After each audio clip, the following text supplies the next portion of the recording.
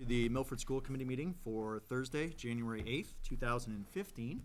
Happy New Year, everyone. Thanks for coming out on this very chilly evening. We'll get ourselves started off with our first agenda item, which is the approval of minutes from our December 18th, 2014 School Committee meeting. Trust all members have had an opportunity to read and review the minutes. Okay. Take a motion from Joe, second from Mike. All in favor? Okay. Minutes are approved. Up next, we have our invitation to speak. Do we have anyone here for invitation to speak? Yes? I get up and speak, but I don't have anything new to add. It's the same thing I've said for the last 3 years. Okay, you're certainly welcome if you choose. Please feel free to come forward to the microphone. Don't feel pressure. It's whatever you feel comfortable with. I'll sit in my seat. Okay. Thank you. Anyone else here for invitation to speak? Okay. Seeing none, we'll move forward. Up next, we have announcements, correspondence, distributions, and we also have our NEASC accreditation. So we'll start off with announcements and correspondence. Patrick. It is, I'd like to take an opportunity to express my personal condolences and also express the deep sorrow of the entire Milford Public School systems over the passing of one of the most respected and loved members of the Milford Public Schools family. Jane Rideout passed away on New Year's Eve. She will be terribly and sorely missed. She was a wonderful person who gathered the respect of not only the students she served, but the parents and all of her colleagues. And so that's all I have to say. Thank you, Patrick. Actually, with that in mind, if the committee would indulge, if we could observe just a moment of silence just to pay appropriate attention.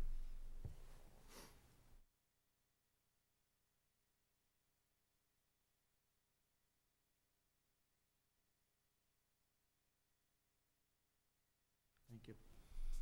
Any other announcements and correspondence? No? Okay. I just wanted to speak to the accreditation Yes. reports that are included in the packet. It's always great news to get these kinds of reports from NEASC. All of our schools throughout the district, pre-K-12, are now accredited. Schools are in various cycles of re-accreditation. There's reports that have to be done, progress reports. It's an ongoing iterative process. When the NEASC commission comes out to do site visits, they'll invariably find things that need to be improved. We'll work on those, and we provide progress reports. Those are then submitted, and then the NEASC commission responds back to those reports. And as the committee, as you've seen in the packet, it was all very good for the district, and very proud. And in all of these reports, you'll notice that the hiring of Dr. McIntyre was the #1 bullet. And that's come up in a previous meeting, and just to offer those accolades, Kevin. So not only do we think that you bring great value to the work we're doing with curriculum instruction and assessment in Milford, but NEASC sees the merits of your work as well. And it's nice to have a nice outside validation of that. So I appreciate it. Thank you. there are certainly other commendations, but I wanted to point that out with Kevin here, and I'll certainly entertain any questions you may have. Otherwise, I just wanted to comment on this item for distribution. I just wanted to add one comment that it's so unusual for elementary schools to be accredited by NEASC. It's such it's just an incredible undertaking. I mean, as a principal of a school that does not have NEASC accreditation, I always cringe and think, oh my God, is it going to be our turn someday soon because of the volume of work and what's expected. And the list of commendations was really just so impressive, and that it's just so reflective of the work that people are doing here. It really makes Milford stand apart from a lot of our area towns and our peers. So it was a great job. Excellent. Excellent. Exactly Certainly, right. congratulations to the teachers and the administration as well. Certainly no short work, as Jen just pointed out. It is an amazing amount of work that they continue to go through to keep that up. So certainly congratulations to everyone for just job well done. It absolutely is, and I'll certainly share that with the team. Thanks. Great. All right, we'll move on to our next agenda item, which is Milford Public Schools student recognition. We've got some recognition, always a good part of the evening when we have an opportunity to recognize some of our stellar students here. So we've got 3 forms of recognition this evening. The first is the Worcester County Superintendent's Association Scholars Award. That's an awfully big, that's a mouthful. So we do have Principal Vanak, and Bob, I'll let you take Sure. over from here on this. So, Carrie, why don't we invite our students? We have Taylor here and Nolan. So we have Taylor and Nolan, who received the superintendent's Yeah. award and attended the luncheon just this week. And if I may just share with you some of their successes and accomplishments that led to this recognition. Carrie, would it be okay if they came up to the seats here, just so they Sure, can? that would be great. In the past, we've asked the students afterwards also just to make a couple of comments about their takeaways from this. From the experience. That's Sarah, great. if you speak Bes- in the microphone too, they'll Yeah. pick it up on the. 30, 40-minute presentation. Okay, I promise. It was very hard for me to call out your accomplishments because there's so many, because I could go on for 40 minutes for each one of our students, but it's a great pleasure and an honor to be here. Taylor is the president of the class of 2015, and all of our students are on National Honor Society and they're AP scholars. But I thought I'd take a moment to share with you some of their specific interests. So Taylor takes AP Spanish and AP Statistics and AP Psychology. As I said, she's the president of the class. She's captain of the volleyball team. She's a peer mentor, very active in our peer mentoring program. And she's a teaching assistant in our mathematics program. And our teaching assistant program is very similar to a collegiate model where our upperclassmen who excel in different academic arenas work in the classrooms with our freshman and sophomore students and with the teacher, assisting in any number of ways, everything from working directly with students on curriculum, personalization of instruction, assisting students where they're having difficulties and so forth. So Taylor's a teaching assistant as well. So Nolan is a student of mathematics for sure. He takes AP Statistics. He takes both, he's taken both the AP Calculus AB and BC. He is in the Jazz Ensemble and the Wind Ensemble. He's the president of the National Honor Society. He's the he's the captain of the swim team. He's the historian for Tri-M, correct? And he's an Eagle Scout. So both of these students are extraordinary students. They bring great pride and honor to us. So thank you for having us here tonight to recognize them. So we had the pleasure of going with Superintendent Tremblay to Holy Cross this week, and they had a lovely luncheon. If people want to take a look at our Twitter feed, there's some pictures there that we have, and so we honor them this evening for their accomplishments. Excellent. And members have at your places the booklet from the event. It's an annual event, as you know, and just it's an honor for me to have chosen and have the two of you chosen to get this award. You get to give two of these, given the enrollment of Milford High School, its size. So you probably noticed that there was just one, and in some cases Worcester obviously having many more.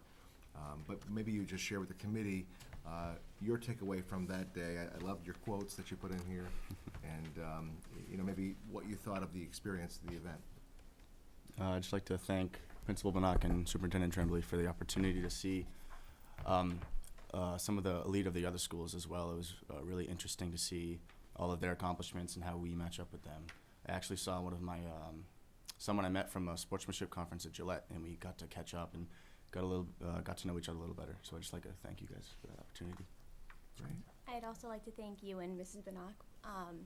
I think that day I was able to see what Nolan said, like where we were in comparison with other schools in the Worcester County area.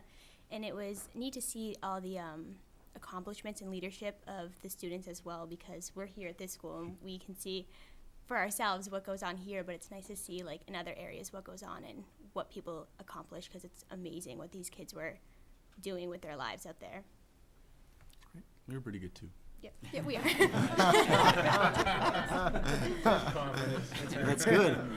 I can certainly congratulations to you guys both, Thank you. and just very, very, very proud of you both, and very, very impressed with all of your accomplishments. Expect to see some continued success and some very big things from both of you guys. Thank you very Thank you. much. Yes.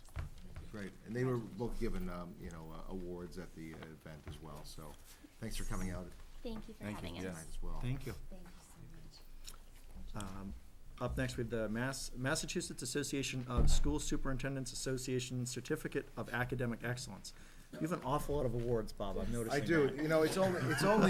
It's really only once a year I have this opportunity to do this, and it's really with great pride that I do. That's We great. have so many things to celebrate in Milford, so many great student successes. So I'd like to call, we can call up Ryan Dahlgren. She's here. And Ashlyn Varney. And just to give a little bit of background, I'll just read these certificates. Having qualified under the standards prescribed by the Massachusetts Association of School Superintendents, these two students are hereby awarded this Certificate of Academic Excellence. This is a very prestigious award that's given to students from the Massachusetts Association of School Superintendents, and it's my honor to give these to you this evening. And Ryan's here for another award on top of that, so I'll turn it over to Principal Bonnock just to give a little bit of background on both students as well. Thank you. Thank you, Dr. Tremblay. So Ryan, yes, Ryan is here this evening for two recognitions. And Ryan, also, as I said earlier, all these students are advanced placement students and National Honor Society students, but Ryan, too, he's an advanced placement student in Spanish, advanced placement in statistics, and advanced placement in calculus. And I will add that these advanced placement classes are this year. These students have all taken other advanced placement classes last year and the year before. And Ryan is the secretary for the Microfinance Club. He is a member of the varsity golf and lacrosse team. He is the treasurer of CARE, and he is in the Spanish Honor Society. And Ryan, too, is honored this evening because he was selected by Coach Potty, who is our varsity golf coach. Coach Potty sent in a nomination for Ryan to be the MIAA Student of the Month, and the MIAA receives hundreds of applications for this recognition. And Ryan was selected to be the male MIAA Student of the Month, so we are very, very proud of him for that. So congratulations, Thank you. Ryan. Congratulations, Ryan. And Aslan is a student of linguistics. You will be very interested to know that Aslan has studied languages at the highest levels that we have at Milford High School. She has advanced placement Spanish, French, Italian, and she's taking virtual high school Mandarin. And so she's truly an extraordinary student of languages. And she, too, is a member of the Spanish Honor Society. She's the vice president for CARE. She is a CCD teacher. She is the captain of the tennis team. And she, too, is an active member of our peer mentoring program. So, again, two extraordinary students who give so much to our school community and make us a viable and rich and energized community through their efforts and energy and all that they do for us. So, congratulations. Thank you. You're welcome. Excellent, congratulations. And again, I don't want to put the words in the mouth of the rest of the committee, but I'm comfortable speaking on their behalf in this case. I'm very, very proud of both of you guys. Very impressed. Continued success with both of you. Keep up the great work. Congratulations. Very much. And Ryan, congratulations as well for the additional award of the MIAA Student Athlete of the Month. Thank you very much. Appreciate it. That's a big deal. Yes, It doesn't yes. happen very often. These are all huge, huge recognitions, and certainly keep up the great work. Will do. Thank you. Thank you. Thank you to all. Thank you. Thank you. Thank you.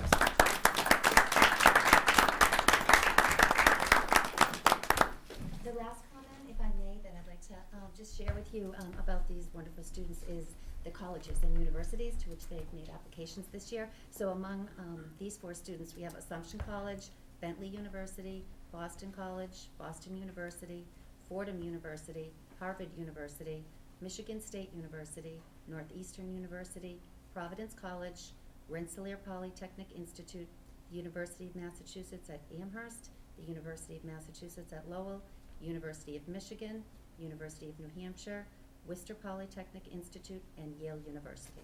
So these students have applications out to all these colleges at this time. So we wish you all the best of luck, and we are very encouraged, and we know you all have very promising futures. So thank you for making us so proud.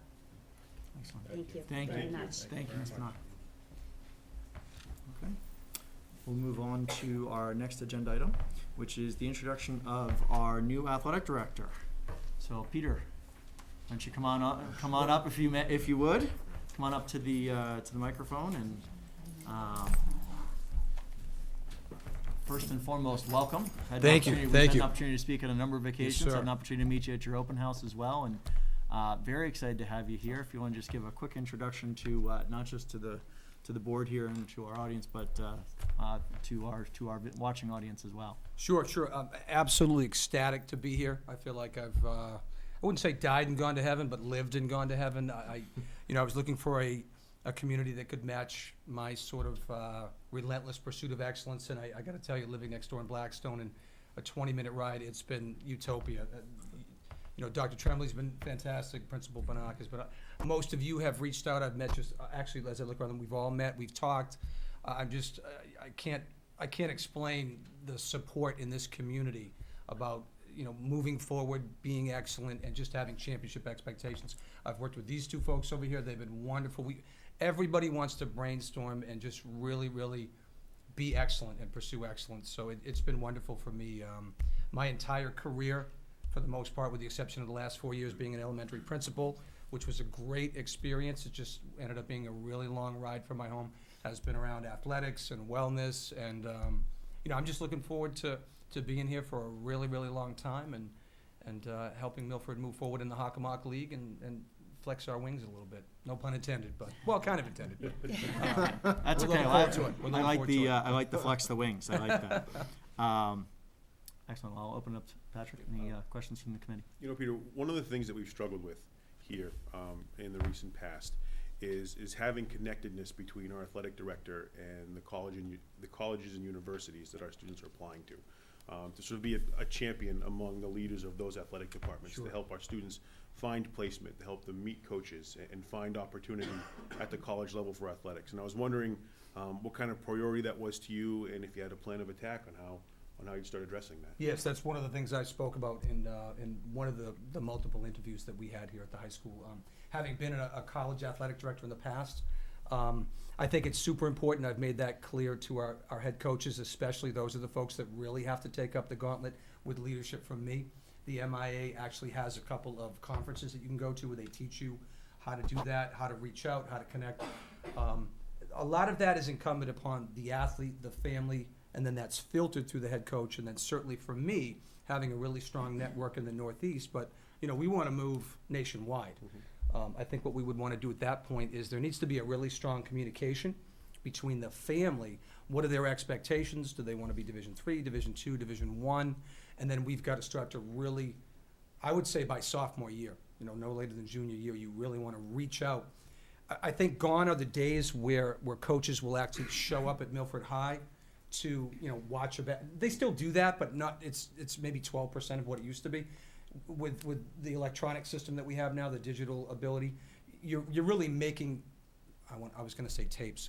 You know, you're making CDs. You're downloading situations and sending it to them, and you're really selling yourself. So that's really where we're working. We're actually working very heavily with football right now, and there's a lot of kids that really have opportunities at the collegiate level to be able to, not necessarily scholarship, less than 1% of student athletes in this country get a bona fide scholarship, but the way I look at athletics is that it can open doors for you. You know, maybe you were a D3 academic student, but it might open a Division II opportunity for you because they want you to, you know, continue to display your skills. And most folks that can survive at a D3 academic institution can thrive in a D2 situation as well. So I think right now my focus is with the coaches and making sure that they are making those opportunities aware to the students. You know, I would say just about every high school athlete could probably make a D3 team or a club team, and that's really what it's about, you know, participation and opportunities. So we'll continue. That's a focus. Good. It definitely is. Great. So, Mike. Peter and Carrie, I'd like to commend the both of you. I've had the opportunity to attend some of the varsity basketball games, knowing Paul Seaver since he was a young man. Yes, alumni. The Hopedale game, very impressed to see Peter, you, Carrie, and Richie Piergustavo down in the corner of the girls' basketball team sitting on the floor. Yeah. Very impressed with the students, you know, the Milford High students. But then the other two games that I've attended, both of you have been there. Yes. You know, watching what's going on. Peter, I commend you. I watch you at the end of every game. You almost kind of get in the line of handshaking. Yeah, I can't help it. So Yeah, but you know yeah. what? It says a lot. It really Yeah. does, because the kids see that, and they say that if you're invested and you're that involved in it, then they want to be involved. So, from a set of eyes looking in, great job. to No, both thank you. of I appreciate that. It's I feel I expect to be at every home game, and you know, if I can make an away game and we don't have home games to supervise, then you know I probably get a little too excited. We fist pump and. I love it. Yeah, we're excited. I appreciate the feedback, though. It's nice. I love being here. I Well, really it's do. great for the community to see that. Thank you. know, I they do. appreciate it. Any other member? Joe? Yeah, I just want to say I've received a lot of positive feedback in the short time that you've been here. A lot of the comments that I've heard is that you're very passionate and very energetic. And Thank you. It's exciting, and I'm looking forward to seeing what you can do with our programs going forward. And you know, while we're on the topic, while I have an opportunity, I also want to thank Mr. Zakili as well for stepping in on an interim basis. I couldn't have thought of, I couldn't think of a better situation.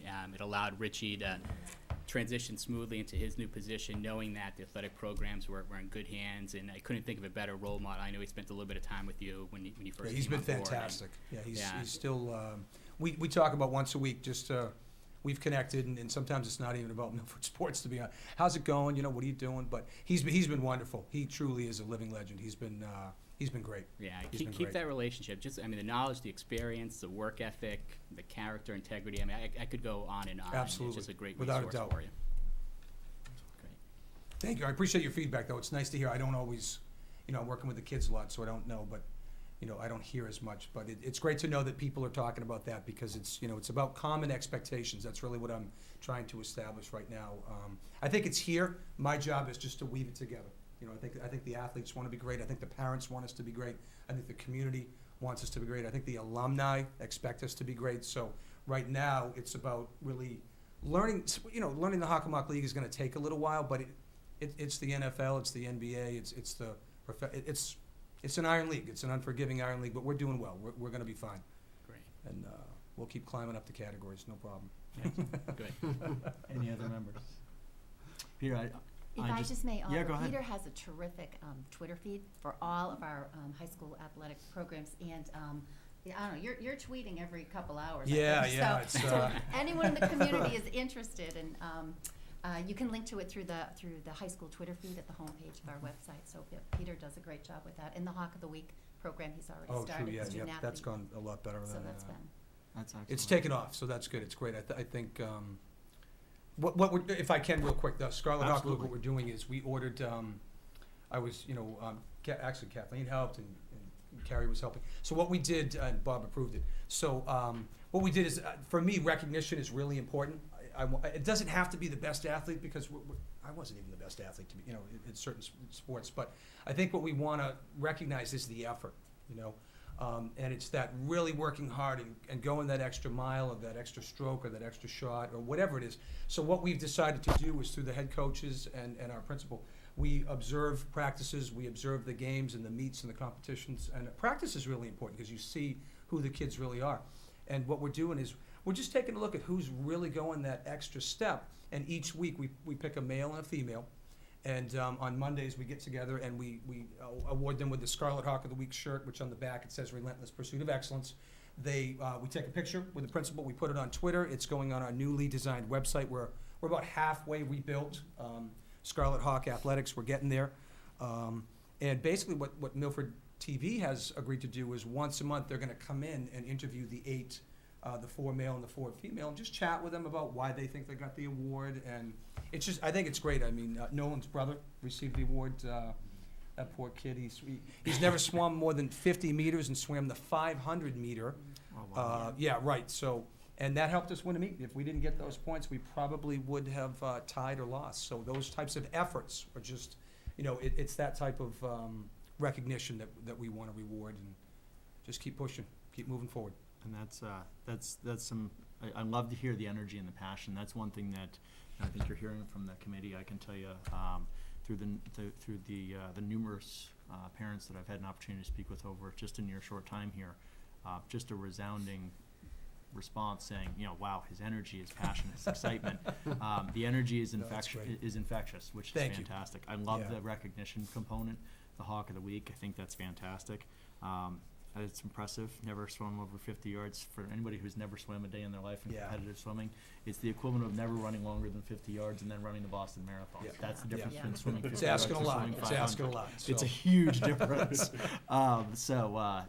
That's awesome. No, but I really can't thank you enough. I'm very happy to have you here. clearly the community is, and the students are feeling it as well, which is Thank you. great. So- I appreciate it. It's, I don't know how to do it any other way. I don't know how, my family has trouble keeping up with me, but here at least dispersed, so it's good. It's just, We'll keep throwing a couple hundred athletes at you, that'll do it. That works. We'll make it happen. But I appreciate your support, Dr. Tremblay, our principal. And again, I've mentioned Kevin and Kathleen, everybody. I mean, even Rob Quinn, we've worked together on a couple, you name it. Judy's back there. We've met, it's team, and just keep moving forward. So I'm excited. It's great. And our coaches are really working hard and stepping up and really trying to move forward. And again, just be at the top of the level at the Hockomock League is where we want to be. Excellent. And I do, I actually, normally we don't, but if the committee will indulge, we actually have one of our students would actually like to just say something real quickly. No, I've heard a lot of feedback from many of the students actually regarding the new athletic director, and it's been unanimous. It's a very resounding positive feedback. Thank you. For That the, means a lot. Athletic Thank director. you. So it has been notified at the student level. It's been, they've all noticed about all the work that he's done, and they're very impressed by it. So I'd like to share that. So. Excellent. Thank you very Thank much. you, I Ryan. appreciate that. No better endorsement. Yeah. Yeah. I don't know what to say to that. There's no, listen, we can say whatever we want. At the end of the day, that's what matters, right? So, that's stuff. fantastic. Well, thank you, Peter. I really appreciate you taking the time and coming out Sure. and welcome. We look Thank you forward to very much. very, I very appreciate good that. things from you. Continued So, support. Thank you, Peter. excellent. Thank you. Thanks, Peter. Job well done. Thank you. All right. Up next, we have the facilities and maintenance update from Rob Quinn. Nice tie. Yeah, get dressed up for us. Rob, Look at that. Thank you again. thanks, guys. you. Congratulations. Congratulations. Congratulations. Thank you. How we doing? Good to see you. See you guys. Hi, Rob. Nice and warm in here tonight. Thank you for that. Rob, if I could, before you start, I was flipping through all, I'll call it your accomplishments since you've been here. So impressive. Yeah, we have a lot of good people all pulling in the same direction, so Unbelievable. it's working out fairly well right now. Great job. There's no question, Mike. Yeah. There's just no question. If we could, but just before you start, just Yeah.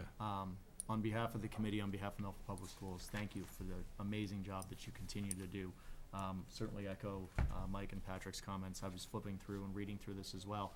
I thought you were gonna run us out of space on our Dropbox from all the things that you've been doing since you got here, so, and it sounds like, and having had conversations with you through the Middle School East Reuse Committee as well, to talk to you about it, you'd think we were just scratching the surface, so, thank you for everything that you continue to do. I appreciate that. Yes. So with that being said, we'll let you take the floor. What else are you gonna do for us? Yeah, what else? What's next? What we'll In the touch on interest of tonight continuous improvement, what's next? is what was done the end of FY14, what we're up to in FY15, and what we plan to do in FY16. You guys have a handout that is labeled the Facilities Plan 2014-15. We'll work off of that. They actually don't have that, Rob. They have that's embedded in this document. Oh, okay. you gave Same that. capital information. improvement. Yeah, That's same fine. information. I'm gonna work off of this document, which will, like Bob said, is embedded in this document. So, as you look through this document, FY 14 and 15, you'll see that one of our main goals throughout the district has been to ensure the safety and security of our buildings. With that being said, the latest phase of improvements has been a deployment of an access control system at each building on the exterior doors. What that system is a swipe card system that allows scheduled access into each building with the swipe card. What we've done is we've spoken with the administrators at each building, just determined a schedule for the staff. We've determined a schedule for coaches. We've determined a schedule for administrators, custodial staff, and that's all in a program on my computer in my office. When we get a new employee, we issue them the card. If an employee leaves, we're able to delete that card. Our goal is to get the card back and redeploy it. So it's completely accountable. We can see what time somebody came into the building, what time they left, what time the doors were opened. It accounts for when a door is opened, even if it's not opened with the access card. So it helps us out a lot with security. I know that the resource officers have used it to try to track certain people, and it's worked out very well. our goal is to have every staff member in the district on the swipe card. We're not 100% there yet. I want to say maybe some of the aides don't have them yet. We actually ran out of cards. The card should be in, we're hoping by the end of next week.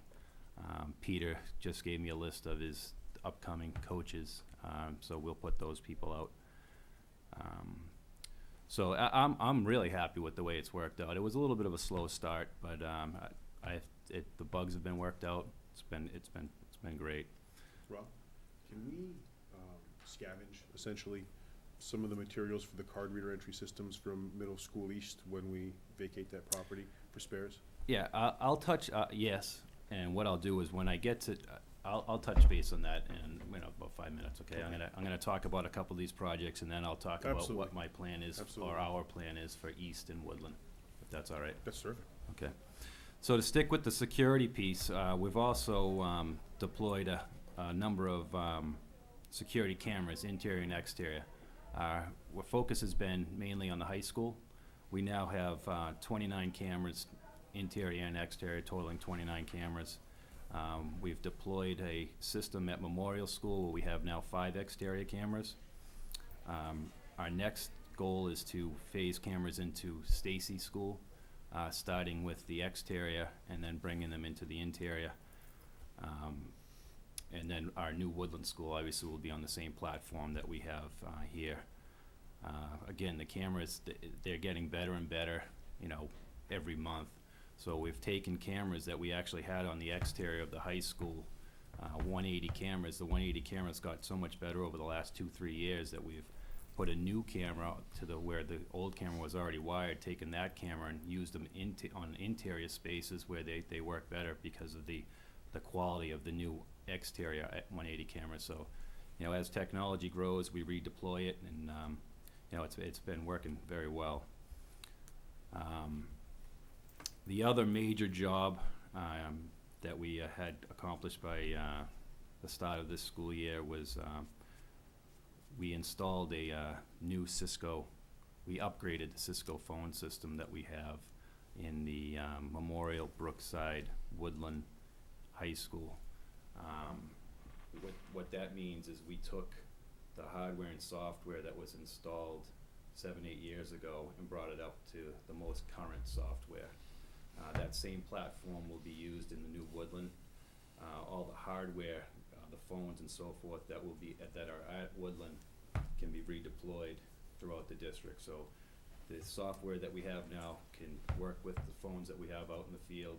So anything that when we do close Woodland, we can take all that equipment with us. If a phone breaks in another building throughout the district that has this platform, we can redeploy that. So that was a major job. It was Kathy, you know, we were walking on eggshells for a while. We didn't know if we were gonna be able to open school with the phone system running. Like I said, a lot of people pulling in the same direction. We were able to accomplish that. The other big thing in the district that we're trying to accomplish is we're installing BrightLink interactive classroom projectors. The educators tell me this is what they need to teach the students nowadays, and we're able to deploy 15 more here at the high school. Our goal is to do 15 more by the end of this fiscal year, and to keep them going throughout the district. And again, any technology that we have in Woodland or East, when we close, we'll take that technology out, deploy it throughout the district. I honestly have never used these projectors, but I walk down the halls and it's like they hit the lottery. They're thrilled. Thank you. We've been waiting for this. It's unbelievable how much we can accomplish. And the younger teachers, it's amazing what they're able to accomplish. It's tech savvy, and it's great. I'm happy. Commonly people, when they see me, it's a problem. So it's nice to have somebody. What's leaking? What's Right. broken? Got it. Okay. What's cold? Yeah. What's cold? What's hot? So the other big project that and I wish Peter was still here is we're constructing a co-ed wellness/fitness room here at the high school in the boys' PE locker room. the PE locker room, for those of you who went to school here, is huge. I mean, so we took a little more than a third of that locker room, put a divider up with walls and doors. We took out all the lockers, we took out all the concrete that was in the way. We put down a rubberized floor that you'd see at a traditional gym. And leaning on Peter, who built one of these in Canton, our goal is to have a PE workstation so that the phys eds, that the students can come in on a PE station, use this wellness center, but also our athletes after school. Len Marcone with community use is involved. He has ideas of letting the public in at certain times to run programs.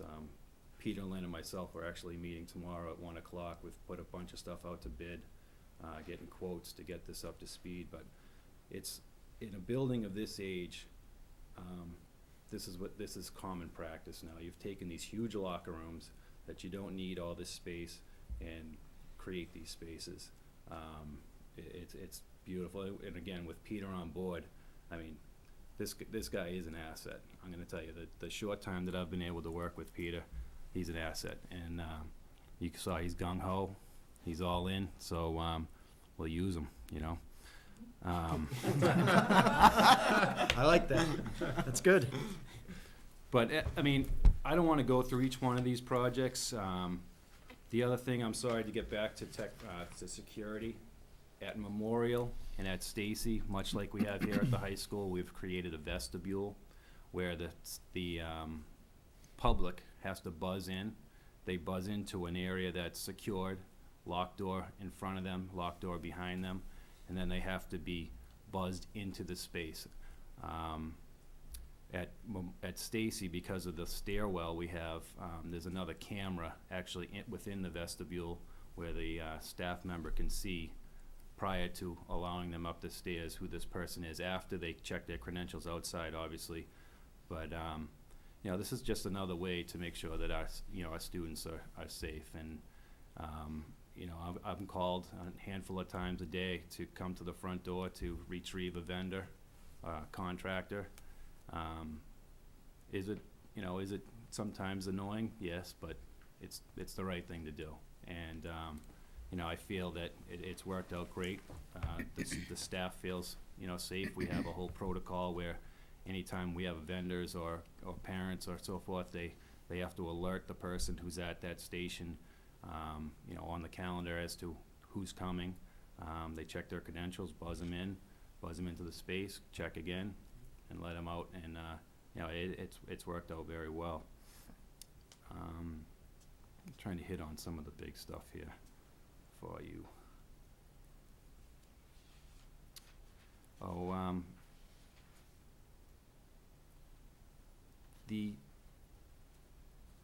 Let's touch on Woodland and East.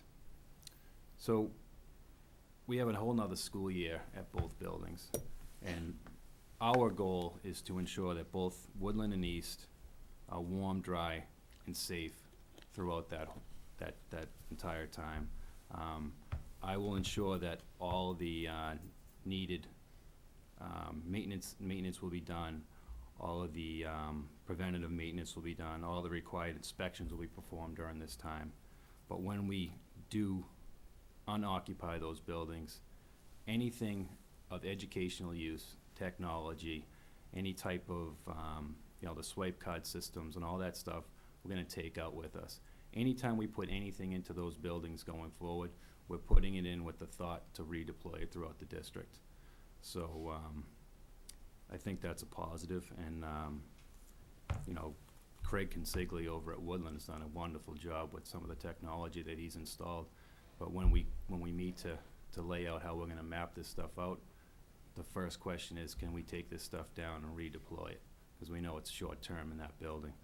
So it's and I think it's a win-win. We get to use it, and we have it mapped. Mainly right now, the stuff from Woodland plans to go over to Memorial. There isn't a hell of a lot of technology at East that we're going to redeploy, but whatever we can take out of that building, we will. Excellent. So I'll open it up to you guys. Any questions from the committee? Joe? And just reiterate what was said before, it really is amazing how much you're able to get accomplished and the level of planning and organization that has to go into being able to do these things within our budget. So, kudos to you and everyone that's involved to get that done. I still keep hearing feedback about the phones. Is that still a work in progress, or do you know where we are with the phone system? I would say, I thought the first month and a half of school, there were some outstanding issues. I'm not hearing feedback of issues at this time. Okay. I know there was a handful of existing phones that didn't take to the new software. We ordered new phones. I can check on that. As far as I know, I thought most of the bugs were worked out. Yeah, it sounds like the external bugs might be worked out, but internally, when you install certain extensions, it doesn't go to the right extension. It's mapping elsewhere. It's probably not a big deal, but No, I'm it's sure a it's big on your deal. radar. That is a big deal. I'll review that and get back to the committee. And then you mentioned the overhead projectors. I've heard a lot of positive feedback from teachers regarding those as well. Is that a replacement to the whiteboard, or does that complement the whiteboard? Or not the whiteboard, smartboard, sorry. It replaces the smart board. It replaces the smartboard. Again, I'm not an educator, but what I've been asked is, at the high school level, the smart boards, I guess they don't work as well for the students and staff. So what we do is we'll take a space, okay, a typical classroom right now, well, it's not typical anymore, but a typical classroom at the high school had a chalkboard. So the first step is to create a whiteboard. So we create a whiteboard with this special paint that goes onto these chalkboards. We bring over line voltage over the now created whiteboard, and we use these close mount projectors that are interactive with either a laptop or the desktop that the that the teacher has in the classroom. And they're all wired, surface mount. We have to use surface mount wiring, but they're all wired so you don't have wires all over the floors and everything now to run them. But it replaces the smart boards. So the new Woodland But School. excuse me, Oh, yeah. the newest projectors are have pens, for the lack of the correct term, that I believe they can take that whiteboard and make it more of a smart board as well. Oh, I okay. think the difference is the BrightLink has the interactivity in the projector itself, the flexibility with it is you can use it anywhere. You could mount one in here because you got white walls. Whereas the traditional smartboard, you're paying for the board and all the electrical and the interactivity is within the board. So I Right. think you get more flexibility with the BrightLink because know it's they're more mobile than a traditional smartboard, which Right. is more cumbersome to move if you have to. So I'm sorry. I was gonna say, plus you don't have some of the issues you do with the whiteboard if a kid uses like a permanent marker or Yeah. punches a hole in it or something like that. You just don't have those issues that you do because it's just the wall in the whiteboard. So there's a lot fewer moving parts and it's a little more durable.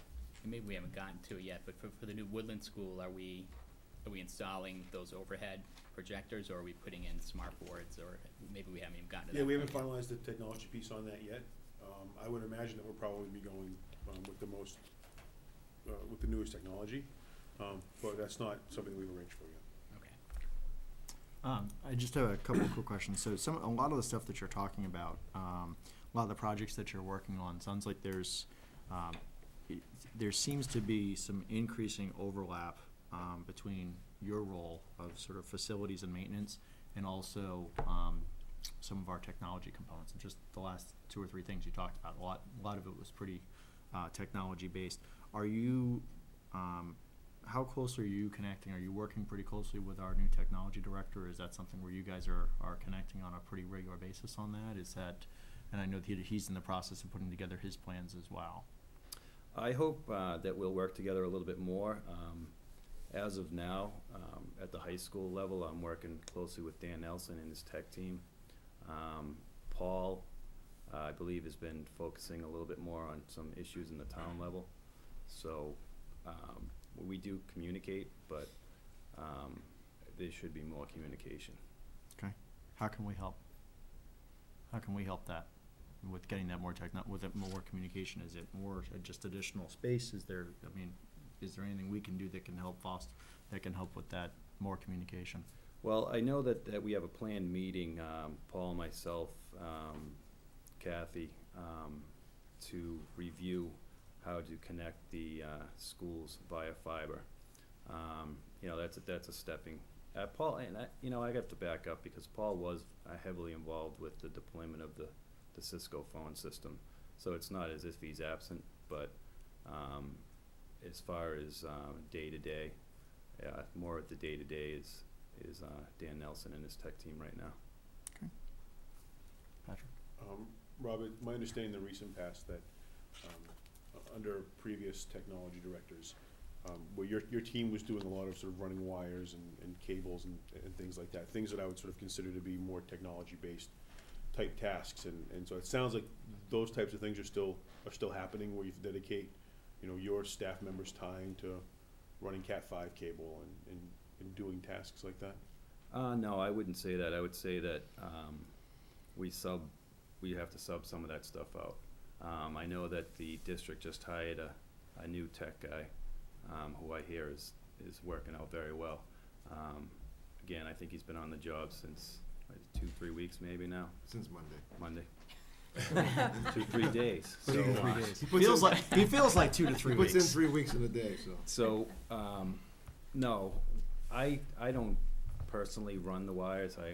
We tend, like for example, if we were wiring this room for one of the projectors we spoke about, I would sub that to the person who is installing the projector. Right. But Dan, at the high school, Dan and his tech team are doing a lot of that. And Rob's gotten involved a lot with, and I've actually relied on him, that's why he's coming Monday, because he's pretty close to being A+ certified. He's self-trained in learning the service and the language, Right. and really helping us out, because even our phone systems run off of a server. And there were times when we had nobody in place to manage that, and Rob has picked it up through working with Valley Communications and World Band. He's knowledgeable with switches and anything that's related with the network. So Rob has really grown himself into a technology-driven maintenance director. I don't have the lingo though, Kathy. That was impressive, You're wasn't it? getting there, Robert. It's okay.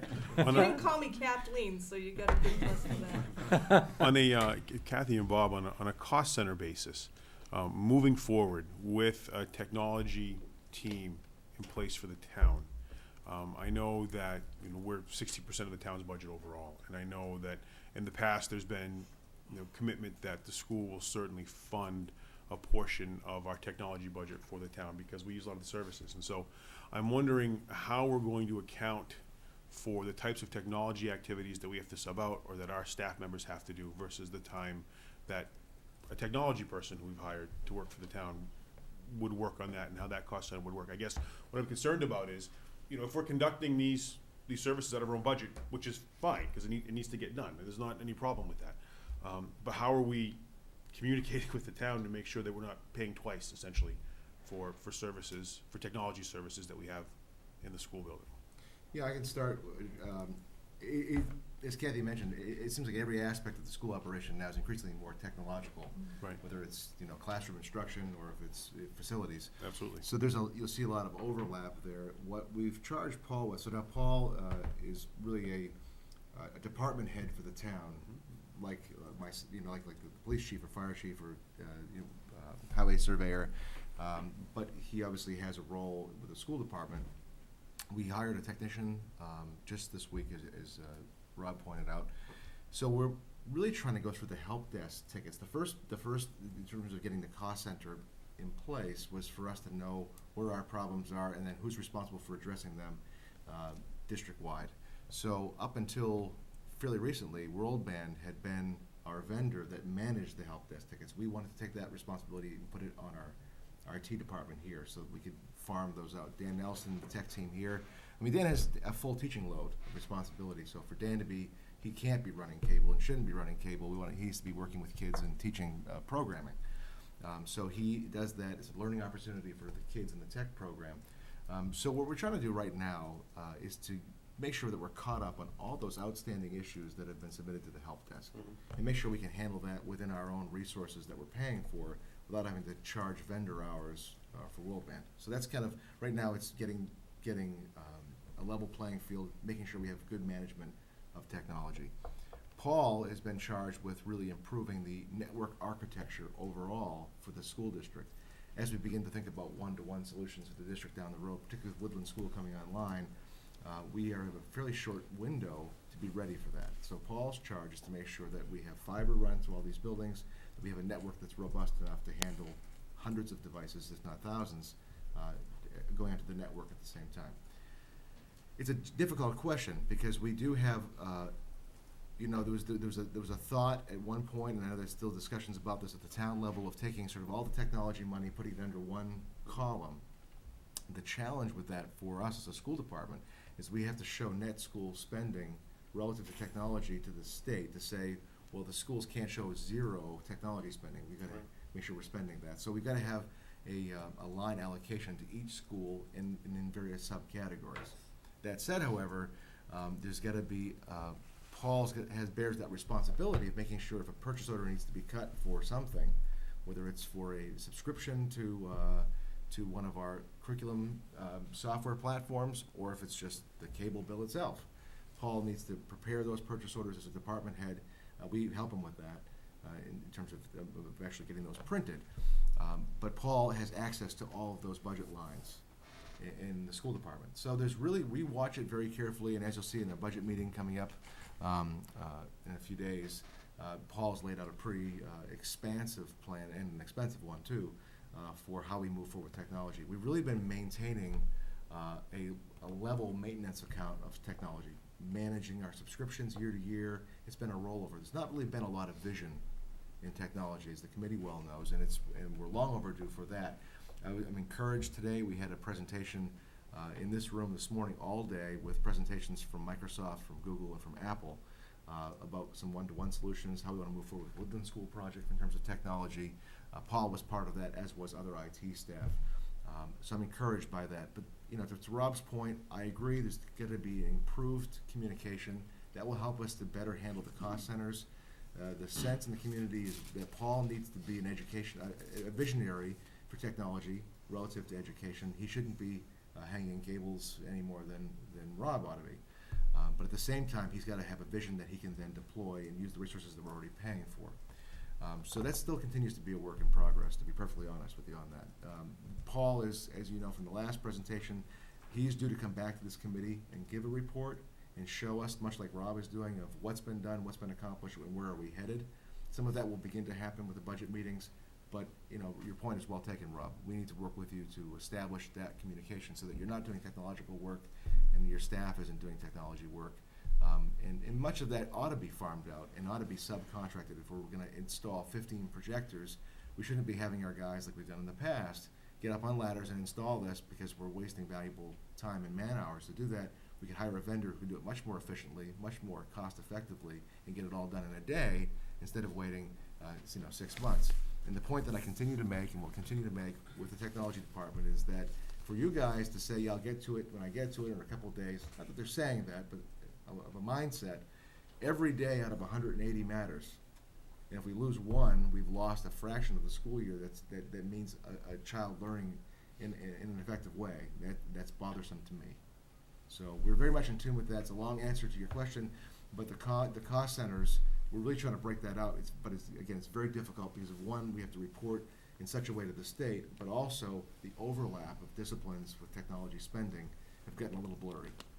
But we'll continue to manage that with the resources we have and try to contain that spending. So I think it's fair to say that we remain sort of in, for lack of a better word, triage mode with a lot of our IT systems. That's a very fair assessment. Where we're keeping the systems up, we're keeping the systems running, we're keeping them as modern as they can be. And that's what's going to result in our net reporting to the state in terms of what we invest in technology. And then would you say for the 2015-2016 school year, when we start moving forward with our technology programs, then that our technology budget will be more forward-looking, will be more, has an eye more towards improvement of the systems that we have, as opposed to the maintenance of the systems that we currently use? Absolutely. There's going to be a little sticker shock coming to that because up until now we've been, again, just maintenance. We have money in accounts that we spend as bills come due, as subscriptions expire. Right. But to your point, to be forward-thinking and say, how can we really be innovative as a district? How can we push us to the next level? Clearly there's gonna come a cost to that. Paul has identified that in the plan that I've seen and in the fiscal 16 budget. So the answer is yes. It's my expectation that start of this the 15-16 school year, that we'll have a robust network in place, so we can begin to build on that. All right. Yeah, I think, I'm sorry, For me. I think insofar as we have a very difficult conversation to have on Saturday about how we expand our ELL budget so we can service those students, that same conversation about how we expand our technology budget, we might be having that next year at this time about our technology and our servers and our systems as well. So as we So get, it's- as we get further along here, certainly on future agenda items, absolutely, I think this is something that's gonna have to continue to be addressed, as we continue to work to integrate both facilities and technology, to Bob's point, as it continues to, that line becomes much more blurry, and as we Excuse me, continue to think about that. Can I add one thing to the technology piece, Sure. to jump on what Bob said? I think the mindset, as far as the school department, as far as I'm concerned, because I have to deal with the technology piece so much, because of what you said, everything that we put out there now runs on technology. Whoever is running the technology department, at a minimum, has to be able to access all of our servers, access them on-site, access them remotely, let us know if the VLANs are up, VLANs are down. There shouldn't be any need to sub that kind of stuff out. Because when we go to a vendor, the vendors are literally doing it from their desk. When I'm on the phone with them, telling them, listen, I can't access equipment over at Memorial, they're pulling something up. I can't do it. I don't have the education to do that. They're pulling that up, and they're able to fix our problem, literally, from wherever the hell they are. Get it done. That has to happen in-house, at a minimum. And I think that, if that takes place, Bob, I think some of the infrastructure issues that we have may go away. Because I think that there's not as many infrastructure issues as we all feel, because our hands are somewhat tied, because we don't have somebody we can turn to and say, listen, I have an issue over here. It takes days now because we have to get to a vendor, and then the vendor comes out and then they log into our system, which we should be able to do here on site, and fix our issue. So going forward, at a minimum, whoever is running this technology department, whoever is deemed in charge of the school servers and everything, should have that ability. And I think once that ability, once we learn and once we get someone in place that can handle that, a handful of our issues will go away.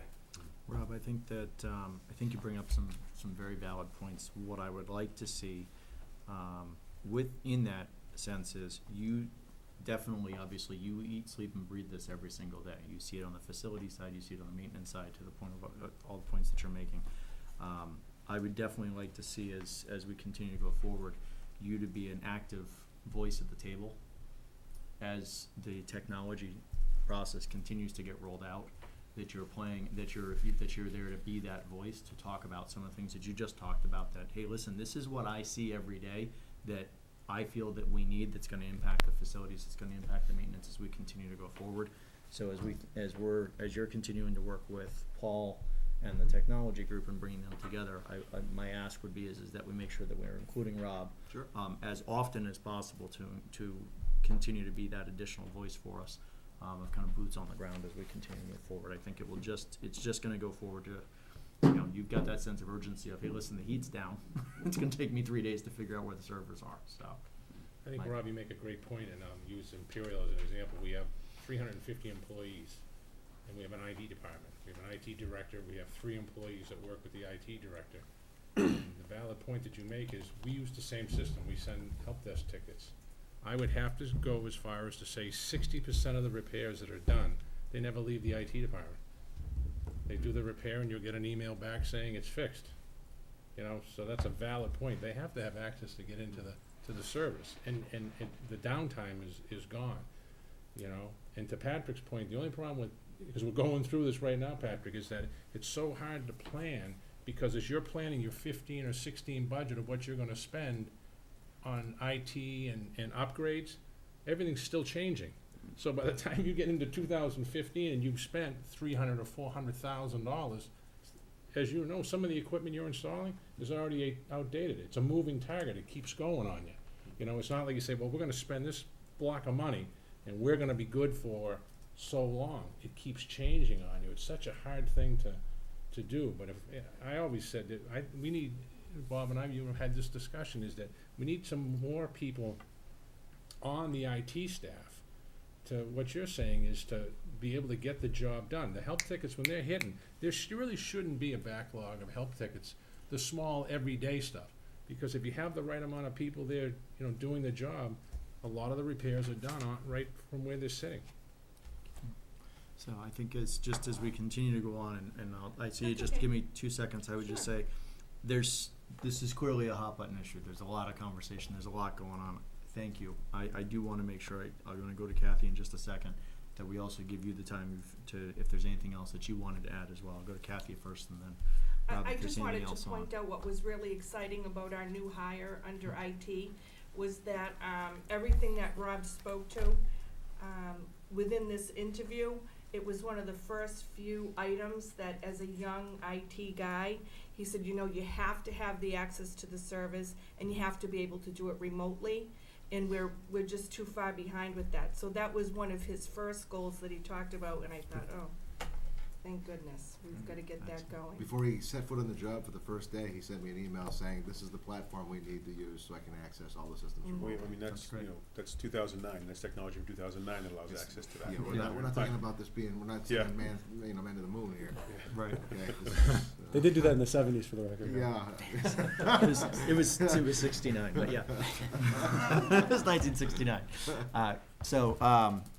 Rob, anything else from a maintenance? We sort of took your maintenance and facilities and maintenance and very quickly turned it into technology, and I can't help but feel like I inadvertently had a hand in that. So I think that so they're so apologize. intertwined. I think it's, you know, that's the way it's gonna be going forward. So, I'm happy with the progress we're making, and I think that, we'll just, you know, keep at it, keep phasing things, do our best to stay off of the capital list, and, I'm happy with the way things are going. Yeah, I would tell you that we're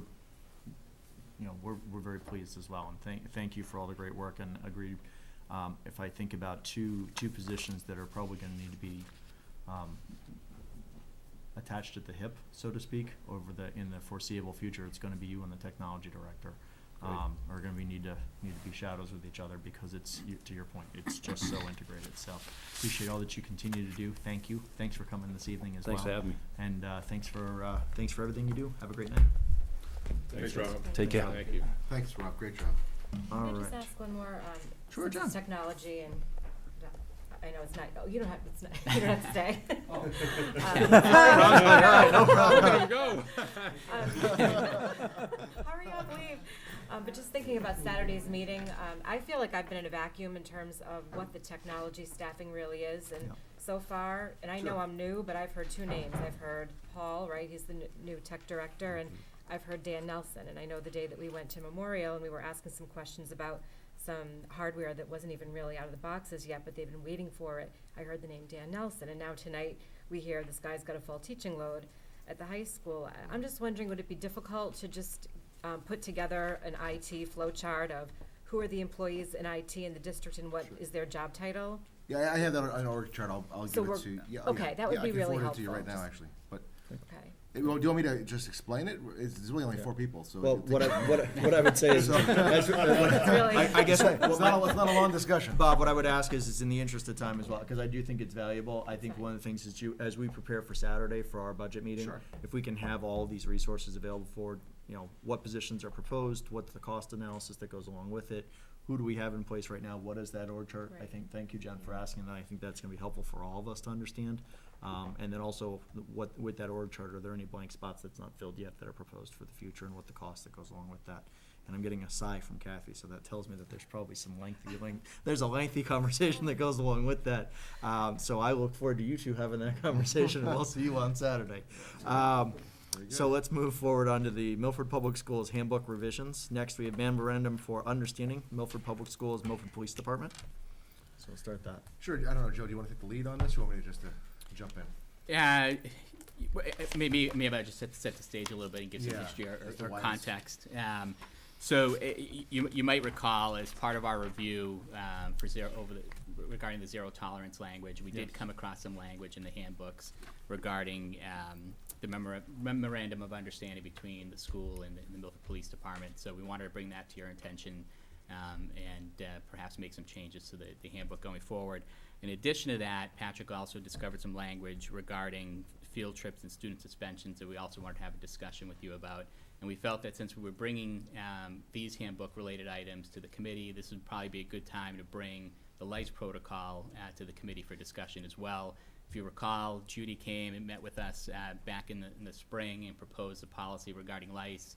At that time, we asked Judy to go back and provide some education to parents, and then in addition to that, also review the language, given some of the feedback that we received from parents, and make some adjustments to see if we could reach some sort of compromise regarding the language in the policy. And then we also talked about the fact that it actually wasn't a policy, but more of a protocol within the handbook, just as it has been in the past. So we're not approaching this as a new policy. We're simply approaching this as a protocol which should be reflected in the handbook the way it always has been historically. All right, so that is the backdrop. There are three proposed this evening changes for the school handbooks. So the thought is that once we have school committee approval, whether tonight or at some future meeting, the school principals would send out an amendment to the certain language that's in there. Then those items would be replaced in the handbooks that will come for your review probably in 2 months' time from now. The first of which is the memorandum of understanding, as Joe just mentioned. I reviewed this with the police chief, and again, as I think as Attorney Holland mentioned in the prior meeting about zero tolerance, this is the only place where we saw this located. Of course, the chief agreed to strike that. So what you have in front of you is redlined, is what I've suggested for language there along with the chief. And, you know, I don't know if you want to read it, I don't want to read the whole thing, but it's very, very minimal. It's eliminating the language, foster a zero tolerance attitude regarding, and instead effectively address the illegal use of drugs, alcohol, weapons. I did add hate crimes in there, in comparing this policy with several other community policies. Hate crimes was included, and ours did not, and I thought it had place here, and we should include that. And then in paragraph 3 of the MOU, again, these are the only things that I'm highlighting, which is what's different from the existing document. For any of the public who may be interested in knowing what I'm not saying, everything else is the same as what's in the handbooks, except for what I'm proposing. In paragraph 3, at the end, it references Mass General Law, Chapter 71, Section 37H. Up until now, to be compliant now with the new sections, we need to include 37H and a half and 37H and 3/4. So I propose that.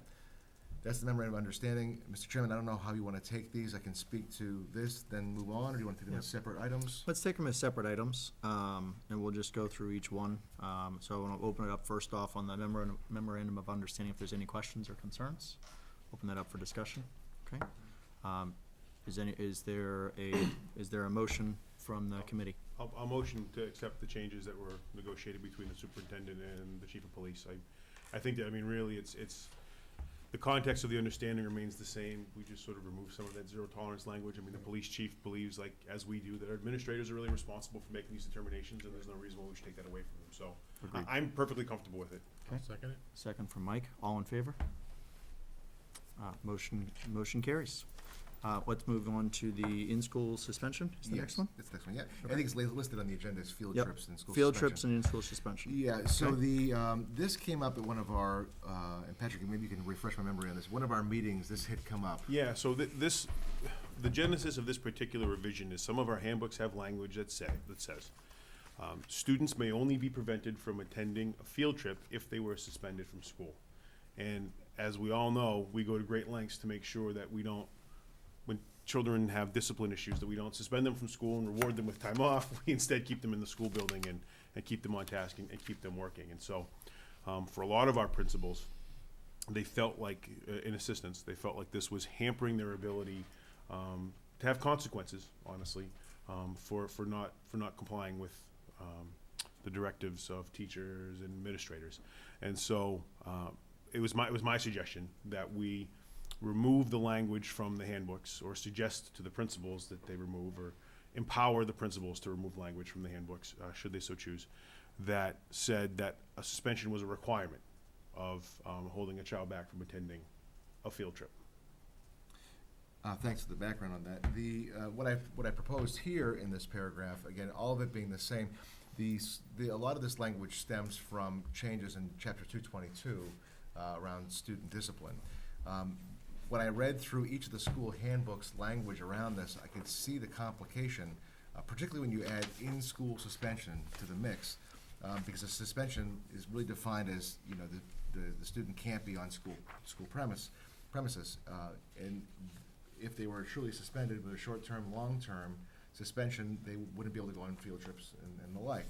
If it's an in-school suspension, however, it changes the game, because now they are on school premises and they would then have access to a field trip. And if a student is now going to be rewarded for, you know, even though they should be, you know, serving a consequence, it just didn't seem to work correctly. So I think by adding this one red line language, and I'll just start at to complete the sentence, you know, just before it, where it says students will be subject to limitations on their activities as determined by the principal, comma, including the privilege, it's not a right, the privilege of field trip participation.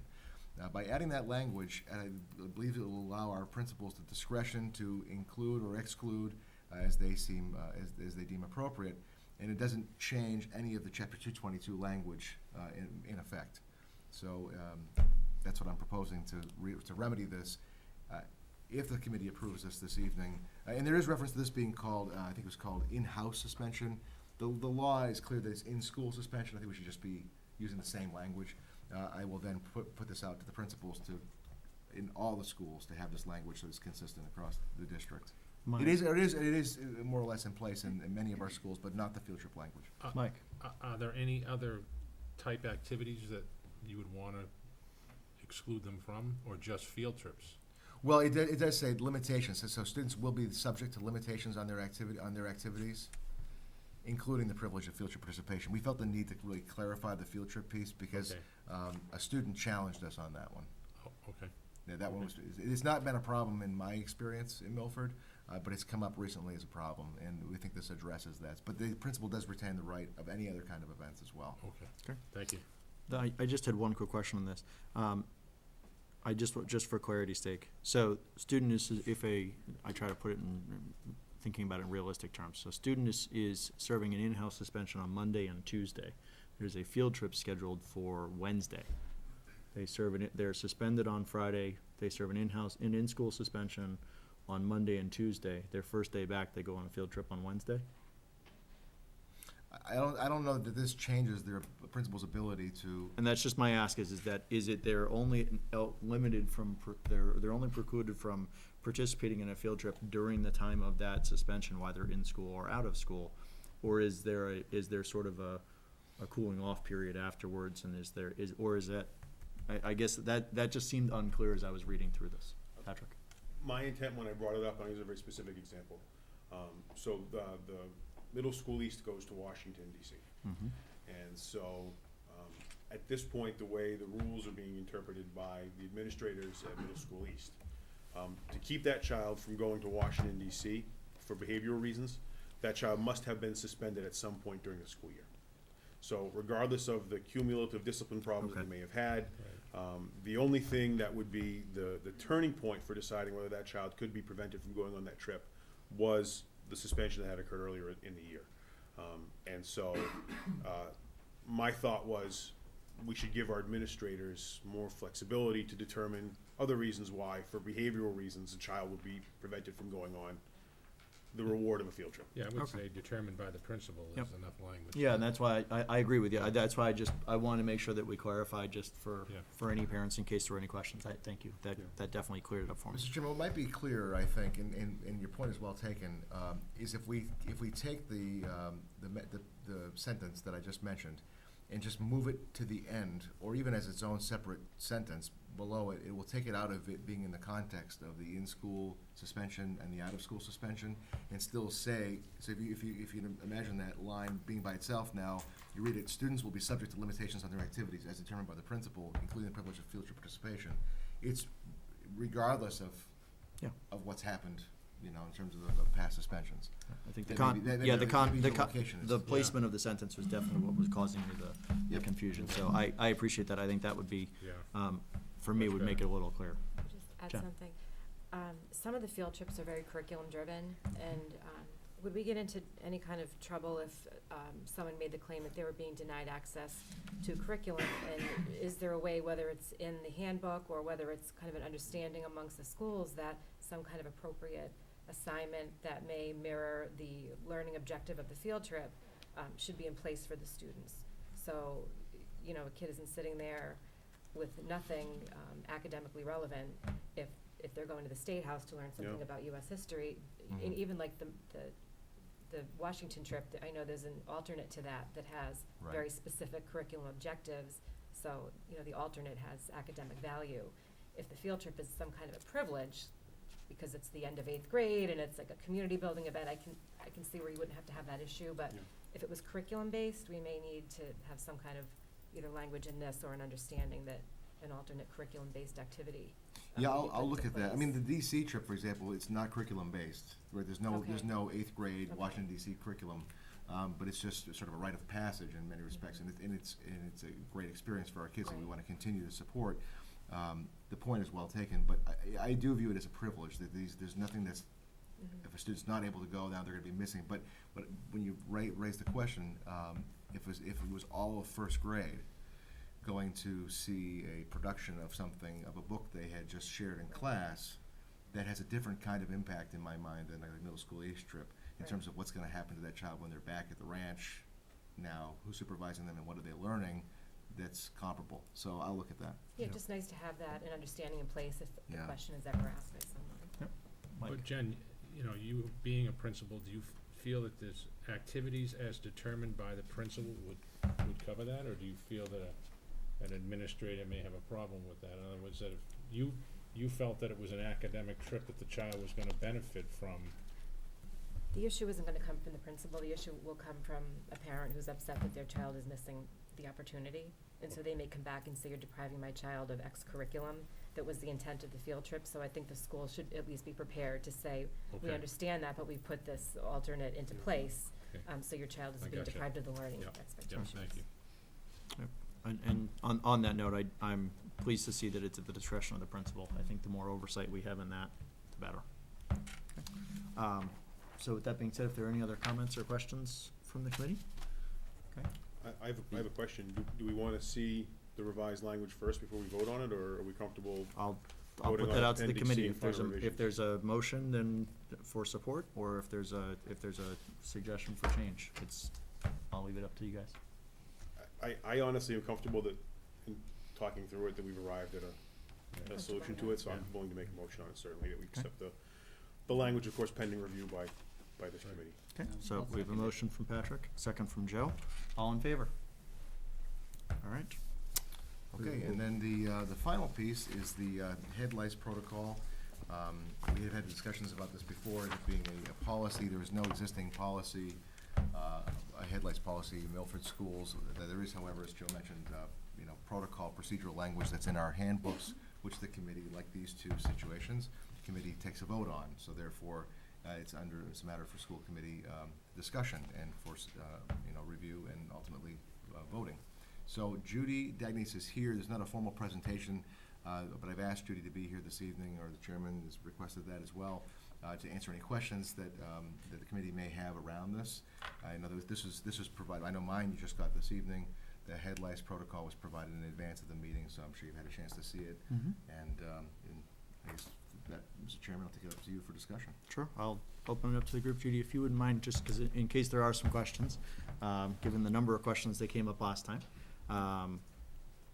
can you just, very similar to what Bob has just done with outlining some of the proposed changes, if you wouldn't mind, just for the benefit of the committee as well, I know we've all had an opportunity to read it, just kind of outline what these changes would be? Well, basically, the beginning of the policy just explains who supports the new recommendations. the committee the subcommittee had looked at another policy from another district and really liked the way theirs was set up, and they asked me to include some of that information. And in that other protocol policy, they explained exactly what head lice are, what they look like, and then some information about, the nurse's role. And then we ended with the management of head lice should not disrupt the educational process, and therefore the following procedures will be followed. That the school nurses will screen any students who exhibit signs and symptoms of head lice.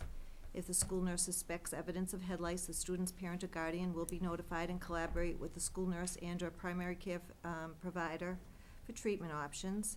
Dismissal will be determined at the discretion of the school nurse. Students will be allowed to return to school after appropriate treatment has been given and they are checked by the school nurse. The presence of NITS will not prevent a child from attending school, and an informational fact sheet on head lice management will be provided to the parent of a student who has head lice infestation. So a couple of the changes were that we would leave dismissal at the determination and the discretion of the school nurse, and that the child would have to be checked by the school nurse upon return to school after being treated for head lice. Those were the major changes that we made. All right. Open up for discussion. I've got one question. What would be terms for dismissal? What would you consider a child have to be dismissed under?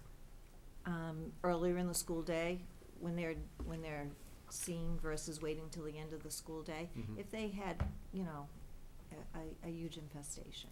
And that's where it would be, no matter throughout the course of the day, if you checked them before or after lunch, Right. def- Because- depending on the infestation Right. is where you would make your call, right? Right. Because you have to realize that they've probably had the infestation for, days, Right. weeks. Okay, thank you. Okay. So, and just for a point of clarity on this, so if a student, and I just want to make sure I'm reading this correctly, if a student were to exhibit symptoms of lice, they come to their teacher's job, send them to the nurse. Correct. Student comes into the nurse's office, nurse checks them and says, yep, you're lice. We then, at that point, that would trigger a phone call to mom and dad and say, gotta come pick up little Johnny or little Sally, and, we give them a packet, and they're then sent home, at that time from school, and they're to stay home until, after appropriate treatment has been given. Then they're checked they've gotta kind of get some clearance from the nurse in order to Correct. return back to school. Correct. Okay. Okay, and then the only question I had was, the presence of NITS will not prevent a child from attending school. So I guess, just kind of reading up here, the NITS are the eggs, The is that nits are the correct? eggs, and they're Okay. not transmissible, as it says in that earlier part. You cannot catch nits from another student. They have to be live crawling lice. Okay, so I guess my question on it is this: so if they have, the eggs ultimately will hatch, right, for lack of a better term, and turn into head lice. So I guess my question is why would we, I guess where I guess I'm not connecting is if they've got the eggs, that would in turn mean that they're going to, that will But then they're turn not into always lice. viable. Number one, they have to Okay. be, within a quarter of an inch of a scalp, as it explains in the policy here, Yep. that they need a blood supply, and that they cannot jump or fly or whatever. Mm-hmm. So, and they have to have direct head-to-head contact. So if a child has a nit in their hair, there's no way of spreading it to another child. Okay. Mike? Mr. Chairman, if I may, as you know, I reached out to every one of you last evening or today during the day. And I'm gonna use as an example, we have Jerry Moody as our legal counsel, and we pay him for advice, and he gives us good advice. We have Dr. Perriello, who's the school physician. We have Mrs. Dagnes, who's the nursing coordinator. We have the Center for Disease Control, the National Association of Nurses, the American Academy of Pediatrics, all telling us this is what should be done. And as I said to you, Joe, earlier, I said, we're 7 people elected We all have different occupations, but not one of us is in the medical field. So who are we, or should I say, who am I, to question these people in the medical field? They've done the research. They've come back to us a second time now. They tweaked it a little bit like we asked them to. Okay? I think it's time that we move on. I have an email here from Dr. Cariello, and some of the statements I find very interesting. A child should not be excluded from school for the basis of nits. No circumstances should a child be kept from riding a school bus. The child should be dismissed at the end of the day after informing his or her caregiver. The child, most importantly, should be evaluated by his or her doctor. This is from an MD, a man that has spent more than 40 years of his life in the practice of pediatrics in the town of Milford. Mrs. Dagnes and her nursing staff, I can't tell you how many years they have. And if we can't take their recommendation, I mean, I'm just saying, as Patrick, an attorney, Joe, a service manager, a principal, who are we to question the medical field? You think about it, you don't feel good, you go to the doctor. You take the doctor's advice so you feel better. And I think that's what we need to do here. We need to take the advice of the medical people and move this forward. I could add to this also, I'm sorry, Patrick. That's okay. That during the subcommittee policy meetings that Mr. Moraes did call every pediatrician in the area, in the community, and they all supported the new recommendations when he made the calls. Yeah, I call, oh, sorry, go No, ahead. no, Patrick. No, Go ahead. No, I mean, if you're gonna pick up on That's all Judy's right. point, I'd rather You go keep ahead, it and I'll- cohesive. You know, I personally don't have an issue with the NIT part of this policy. I mean, once a child's hair has been treated, there may be eggs there. The chances of the eggs being killed by those chemicals are pretty great. And actually, people use olive oil, believe it or not, and that will smother them. Sort of like putting Vaseline on a tick.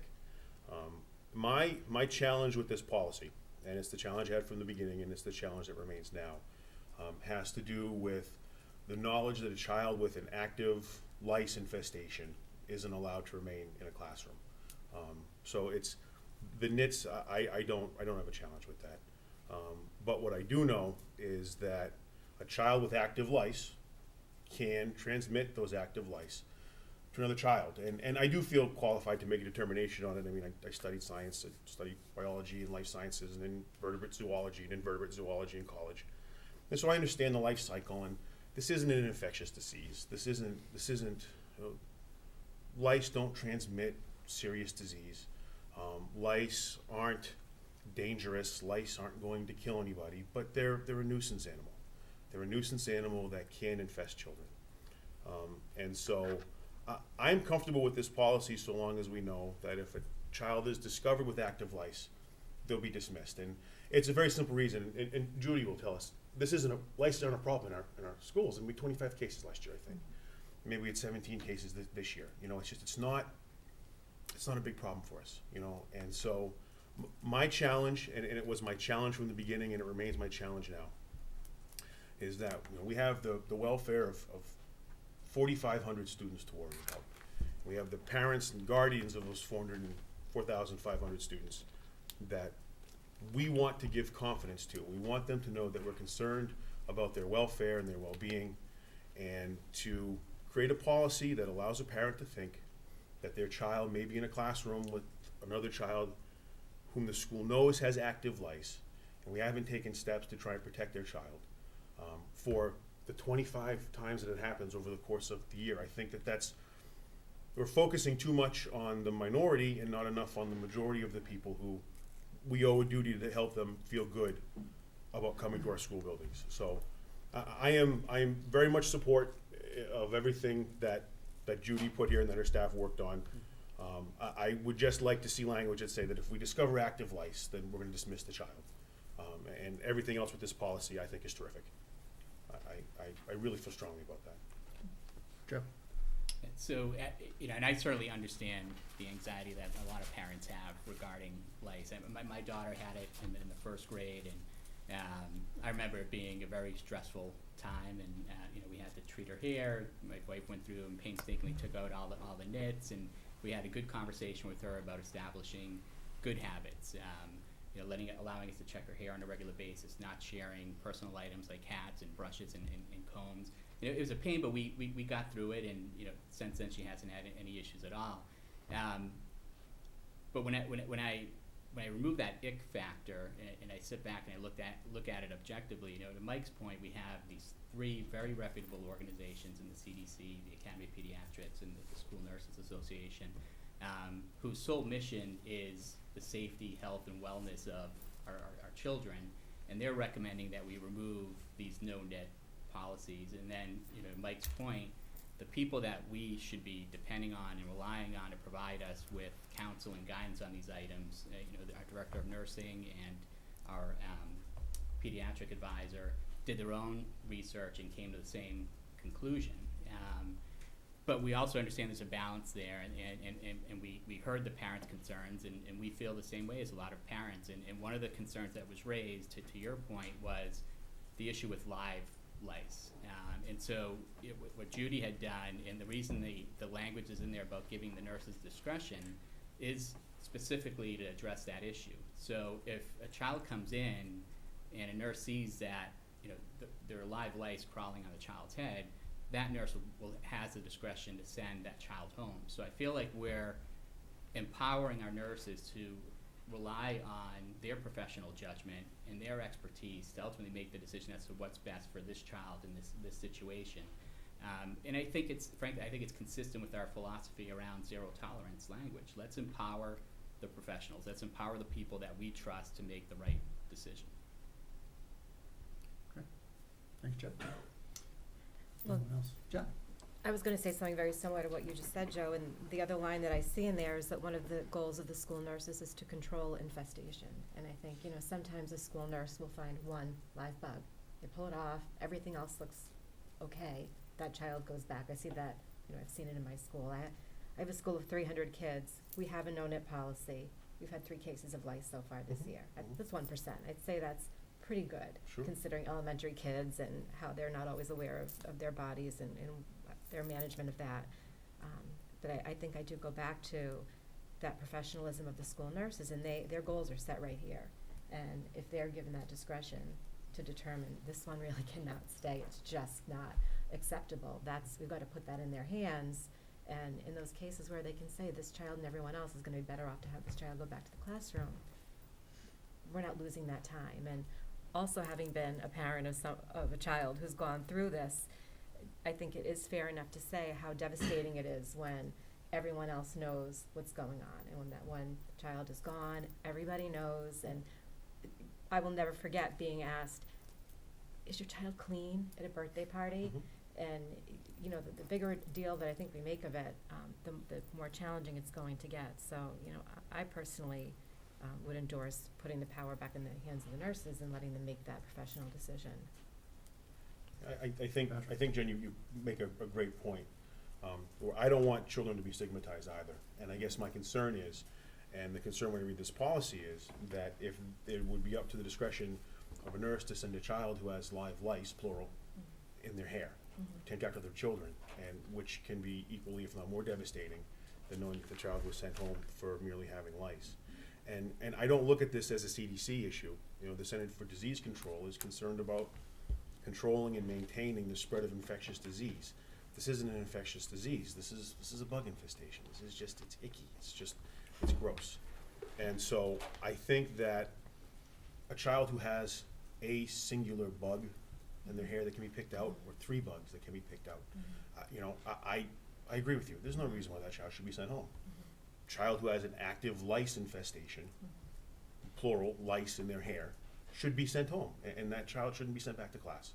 I don't want that child sent back into class, and I want parents to know that we're not going to send that child back into class. And so if we could modify the language that says dismissal will be determined if the nurse discovers that there are live, active lice in the child's hair, and we'll use the plural, then I'm absolutely supportive of that. But I feel like that kind of language is important to reassure the people of this community that we're concerned about creating a safe environment that they feel comfortable sending their children to. And it seems like a small change, but I think it's a very important change. But it kind of does say that, Patrick, where if you read the line that says the school nurse is a key health professional to provide education, guidance to the school community, guiding the best practice guidance in the management of head lice. The language that I'm focused on is dismissal will be determined at the discretion of the school nurse. That's the language that makes me nervous. I don't like. Yeah, and I think what they're trying to say there is, to your point, to your comment, if there's one live bug and the nurse is able to pick it out, the nurse feels like the child's okay, send him back to the classroom. But Right. if there's multiple lice there, and it seems like an issue, then she has the ability, because she has the discretion, to send that child home.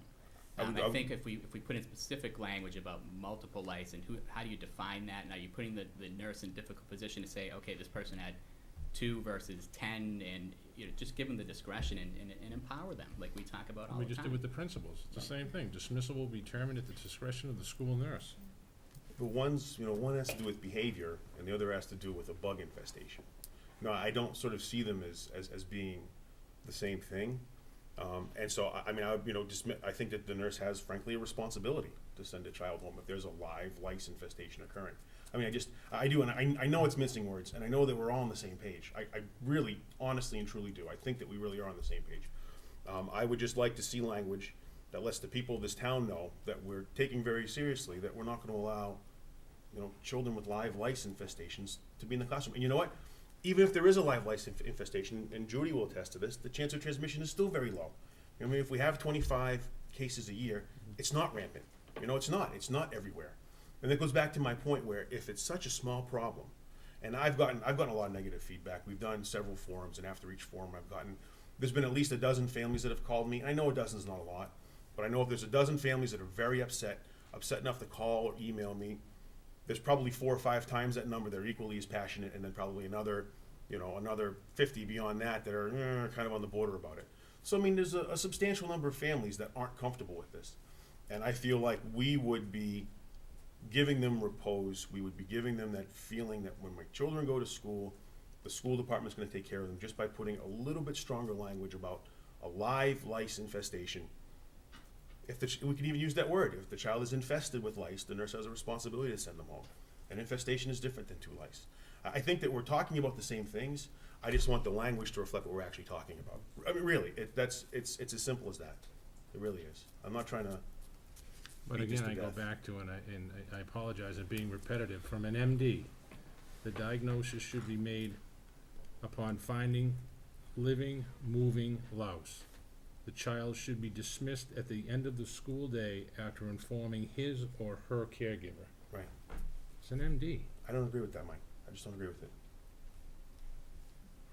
If I can, I think Sure. one of the ways that I actually do equate it to the discipline is, with discipline, we're not telling a principal, yes, we have guidelines and a handbook. They could be suspended for this, they could be whatever for that. And I think that we've talked a lot tonight about the fact that there's no one size fits all for Mhm. these disciplinary actions. And we've said we have to put our trust in the people who know the situation the best. Right. And there are a lot of extenuating circumstances in discipline, that we expect these people who are educated and Mhm. know the kids the best, we expect them to make the right call. I feel like we'd have to put that same, and to speak to the parents, because it's the same kind of thing with parents. Right. This kid said X to my child, I wanna know what you're doing about it, and I wanna know Right. there was a consequence, and usually they wanna know what it is. Right. And we can't even tell them that. But I think this is kind of the same thing. I want parents to be able to trust the system. I want parents to be able to say, I send my kid to school, I choose to live in Milford, we have excellent schools, we have excellent caregivers and educators. I want to know that I trust the nurses to make the right medical decision based on the American Academy of Pediatrics and et cetera, just like I want the administrators to make the right overall disciplinary decisions for kids. So that's kind of how I do equate it, because there's always a gray. So what's the medical definition of infestation? Right. I don't know how we would define it, and I think we may put nurses in an even more challenging position. Like you were saying, is 2 lice an infestation, is 5, Sure. and then we've got the nurses, and then you got parents coming back saying, well, why this, why not that? And I think to just leave that language open for them to make that medical determination, empowers them to use the degree and the knowledge that they have. Yeah. I don't think there is a medical definition for infestation, because an infestation is a medical term, right? And And that's why it's been infestation tough, yeah. is a nuisance animal, so that's why this isn't a medical policy. This isn't about preventing a communicable disease. This is about preventing infestation. This is about if we had mice in the building, we get the mice out of the building. If we had rats in the building, we get the rats out of the building. So I really don't view it as a medical policy. It's something that is treated by physicians and has been treated by physicians, for ages on end, because very powerful and dangerous chemicals are used when these lice are treated. I mean, I know my daughter had lice. We had to watch her eyes. She was 2 years old. I mean, it was heartbreaking to try and wash her hair and we cover her eye. I mean, it was terrible. So I feel like this isn't, again, my only concern is that with this language, it leads people to believe, from a public policy point of view, and this is public policy. So the CDC's responsibility is to make sure that disease doesn't get communicated, right? The CDC's responsibility isn't to make sure that children in the Milford Public Schools and the parents of the children in the public schools feel comfortable about bug infestations in our buildings. And I think that we have a responsibility to do that. And I think we can do that with the language, and everything that we're talking about, we know is going to be applied. Everything that we're saying is going to be applied. We know that a nurse is not, if there's bugs jumping out of a child's hair, the nurse is not going to send that kid back into a classroom. We know that's not going to happen. I want the language to reflect that. That's all. I mean, really, it really is that simple, because I don't want a parent to say to me, how could you let a child go back into the classroom with my child with lice jumping out of their hair?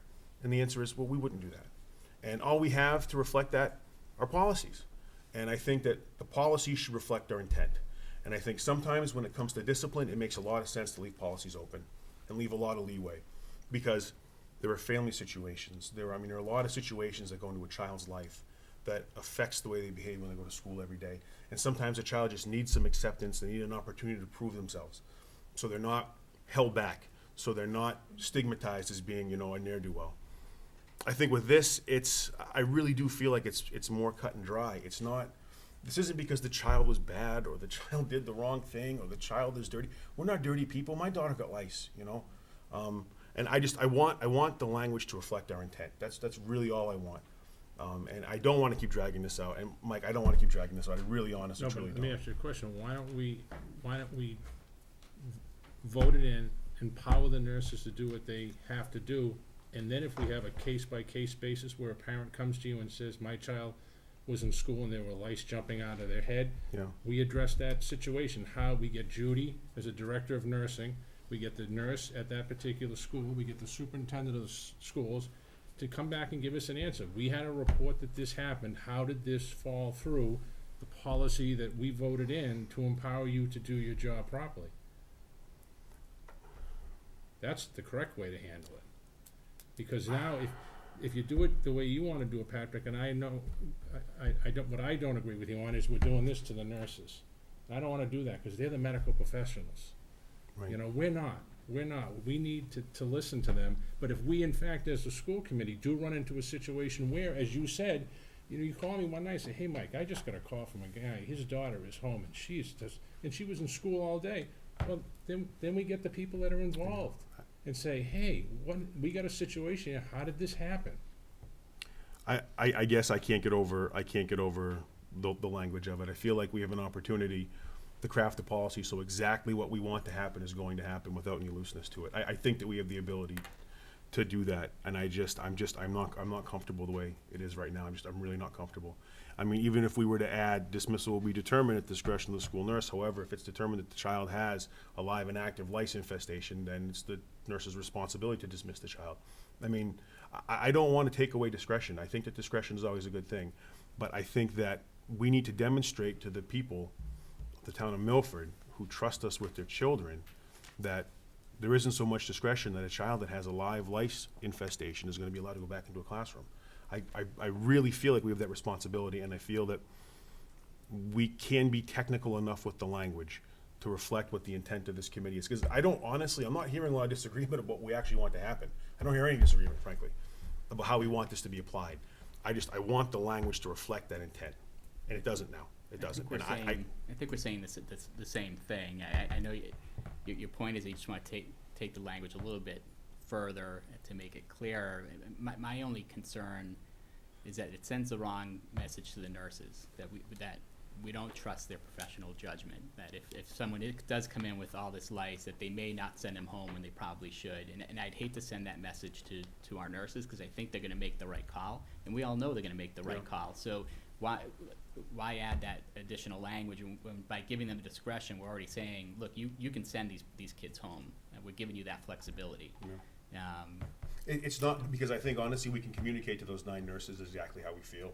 We can't communicate to the parents and guardians of all 4,500 students that we have in the district. The policy has to communicate to them. And so this is the manner in which we communicate to the entire community that comes to our school building, and we can have that one-on-one communication with our nurses. Because among our 9 nurses, I do have faith that they're gonna do the right thing. There's no question in my mind.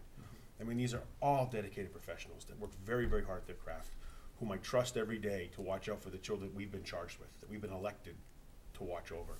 And so I look at this policy as this is the way that we demonstrate our intent to the public, not the way we demonstrate our intent to our staff. Our staff members we have conversations with. And so I feel like this is the vehicle that we use to broadcast our intent, and this vehicle should properly state our intent. And I don't think right now it does.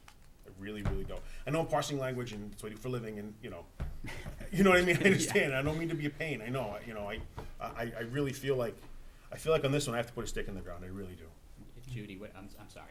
It's okay. You know, I just kind of as I'm listening to the debate and the conversations around the table, I guess the part that I look at on this, and that's why I asked questions, and Judy, thank you for coming, and thank you for, I know you've been putting a lot of work into this over several months, along with the policy subcommittee. I understand the science on it. You and I have had conversations. I've seen the same information from Dr. Perriello. I've spoken to pediatricians and doctors. I've spoken to my own children's pediatricians and doctors about this. I get the science on it. It is the icky factor. I'll be honest with you, if the strengthening of the language instills additional confidence in the parents of the 4,500 students that we have in the town of Milford, and at the same time we haven't, then at the end of the day, our body as a school committee is charged with creating public policy. And yes, we can't go against something that's going to create a policy, a public policy that is going to put children in harm's way. We can't, and that's not what this is doing. This is an icky factor. If we can strengthen some language, as Patrick has referenced earlier, if through strengthening the language we can instill some additional confidence in the parents in Milford, I don't see any harm in that. I don't see that that's a challenge. And then we have the additional conversation. We need to express, it is the intent. If the intent of the nurses, and the nurses are saying, yeah, we're gonna send them home, great, then let's just say that. If that's what we're gonna do, Exactly. like I don't understand, and this is where I guess I'm having struggle with it, which is, if we're all saying the same thing, and if the nurses are already saying, hey, we're gonna send them home, okay, well then let's just say that. Let's make this really simple, rather than, because here's what I would tell you. If we make it really simple and we instill that confidence, and it's what the nurses are already saying, yeah, we're probably gonna do it anyways, then let's just say that. No, because then we're Then telling them they create have to do it.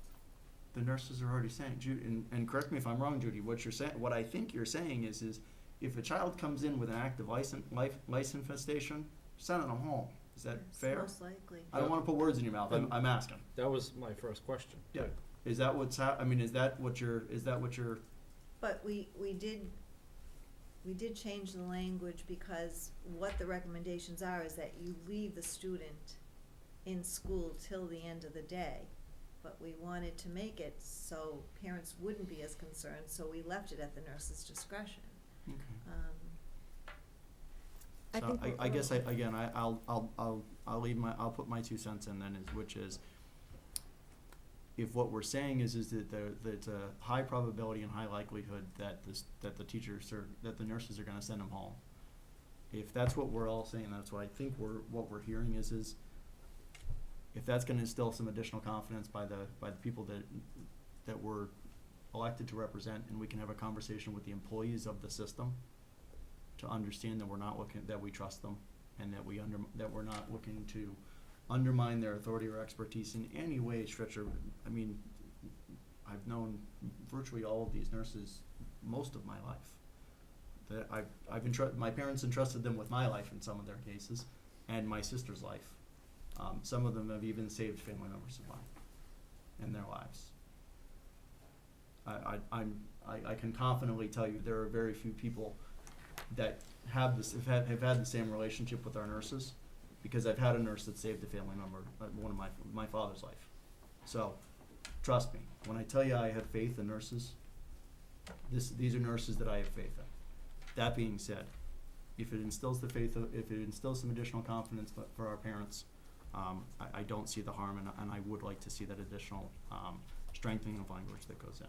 I'd like Jen? to just add another point, and I hear what everyone's saying, and I do think essentially we're all saying the same thing, but I think the other point that we have to remember is when we add language that's so specific, that an infestation of lice, in that case, a child is going to be sent home. We have now basically advertised to everyone that a child in that class has an infestation of lice. The difference being, if the situation is left to the discretion of the nurse, and that's all the practice or protocol says, then we have protected that child, because now not everyone knows why Susie went home. A nurse looked at a child, it was done confidentially, their privacy has been protected. The minute one note goes out and one kid goes home, everybody knows, and that's exactly one part of why this was written the way it was written. This isn't dangerous enough to give up a kid's time in school and to give up that. We all know everyone thinks lice is gross, and everyone thinks all those things, and even this protocol is trying to dispel that. But by putting that language in, we're now attaching a lice infestation to a child who's gone home, and I think that's where I'd rather leave it in the nurse's hands to make that good decision and allow that child to discreetly leave when asked to, if needed to, or to let the nurse say, I'm gonna pick out 2 bugs and send the kid back to class. And I think that's the reason why I would not advocate, given all the other things that everyone said, and knowing that I think, yeah, we're all basically on the same page, that I don't think I could live with doing that to kids. That's exactly the reason why this has been written this way. Patrick? I think language that I think would work, that would parse well enough. Dismissal will be determined at the discretion of the school nurse with the intent that a child with an active lice infestation, but that's what it is. I know it's a word, it's an ugly word, but it's a word. But with the intent that the child with an active lice infestation will not be allowed to return to class. The discretion remains with the nurse, but the intent is, very clearly stating our intent, that a child with an active lice infestation is not going back to class. And to the extent that I know that we're not going to broadcast if a child's being sent home. But it happens. Because of course it happens. Of course it happens. Yeah. But we're also not going to be we're not going to allow that child to sit in class and have another child observe lice on their head, which is potentially more devastating. I mean, I can think of a lot of different scenarios, where these things could happen. And the fact of the matter is, it's happened maybe 10 times this year, 25 times last year, 17 times the year before that. It's not happening a lot. And so if we have an opportunity to put language that makes the majority comfortable with what's happening in our school system without causing an undue burden on our staff or our students, then I think that we should do that. And I really am. I know I'm parsing words again, but I really do believe that this policy should state our intent. I really, really do. And if we're saying that dismissal will be determined at the discretion of the school nurse with the intent that a child with an active lice problem, if we want to call it a problem, won't be allowed to return to the classroom, I'm okay with that. That makes sense to me, because that's demonstrating the intent. This just doesn't demonstrate the intent. And and you can all vote against me. We'll vote it down, and that's okay too. But I don't believe that this demonstrates our intent as a school committee. And if it doesn't demonstrate our intent as a school committee, I don't think we should vote for it. Mike? My first question is, to the committee, is where's the majority? If it was such a problem, this room would be jammed. Where are they? Why 12 people contact me against it and nobody contact me for it? Out of 4,400 kids in the school system. I'm not- And the other question I have is, what's an icky factor? I'd like someone to define that for me. An icky factor. An icky factor? Okay, you are at a beach, you accidentally sit down on an ant mound, the ants start to stream up, they go up the legs of your swim trunks and they're all over your legs. You jump up because you can feel their legs walking all over and you brush them off. That tingly spine that you get when that happens, that's the icky factor. It makes you, what I call the icky factor is it's something that makes you feel gross. It's something that makes you feel uncomfortable. It's something that makes you feel, like to the example Patrick gave, your skin is crawling, right? You start talking about certain things, and all of a sudden you find that you're scratching your head a little bit, right? And just that subconscious component. That's how I would define it personally. Scott? So. Yeah, we Sure. have Judy here. Yep. What are your thoughts on the proposed language? Do you think, are you comfortable with that? I mean, I think we just need to move on and put this behind us, so Mhm. if you're okay with I it. think that's my biggest concern, is that we need to move on. We're going on more than 10 months of talking about this policy, and we have so many more important health concerns to deal with. And I really would prefer not to spend any more time on this. Couldn't agree with you To be more. honest with you. So- I just think it's unfair to our students and our Mhm. nurses and our school physician, to keep going over and over and over the same information. You know, I've presented to you what the experts are saying. Mhm. If you can't, you know, if you don't trust their recommendations, I don't know what else to say. Why would you trust mine if you're not trusting the American Academy of Pediatrics, the CDC, the Department of Public Health, our school physician, every pediatrician in the community who agrees with these new recommendations? I mean, that is concerning to me, but at this point, I just wanna move on so we can start dealing with the serious health issues that we have going on in our district right now. So, That said, I'd make a motion to amend it based on Patrick's language. Okay, motion to amend amend the language to include the stronger language of that. With the intent that a child with an active lice problem will be sent home. Would you mind Will be scripting? dismissed. You wanna just script that, Bob, you wanna just script out exactly what I don't have a hard copy of that. what the proposed here is? Thanks. And just script that out real quick, just so that way we'll make sure we're all on the same page. Did you write it down already, Patrick? Yeah, I can write it down, and I second that motion, obviously. Okay. Again, I feel like that demonstrates our intent, that's all. I think we're talking the same thing, I really do. Yep. I really I do. do as well. So we have a motion and a second. Call for a vote. All in favor? Those opposed? Okay. Motion passes, 4 in favor, 2 opposed, with the adjustment language to reflect stronger language to the effect of, that the child with a lice infestation, will be directed to be sent home from school. Okay. Judy, once again, thank you. Appreciate your time. Thank you, Judy. Thank you Thanks, for Judy. coming. Have a good night. Thank you. Have a good night, Trudy. All right.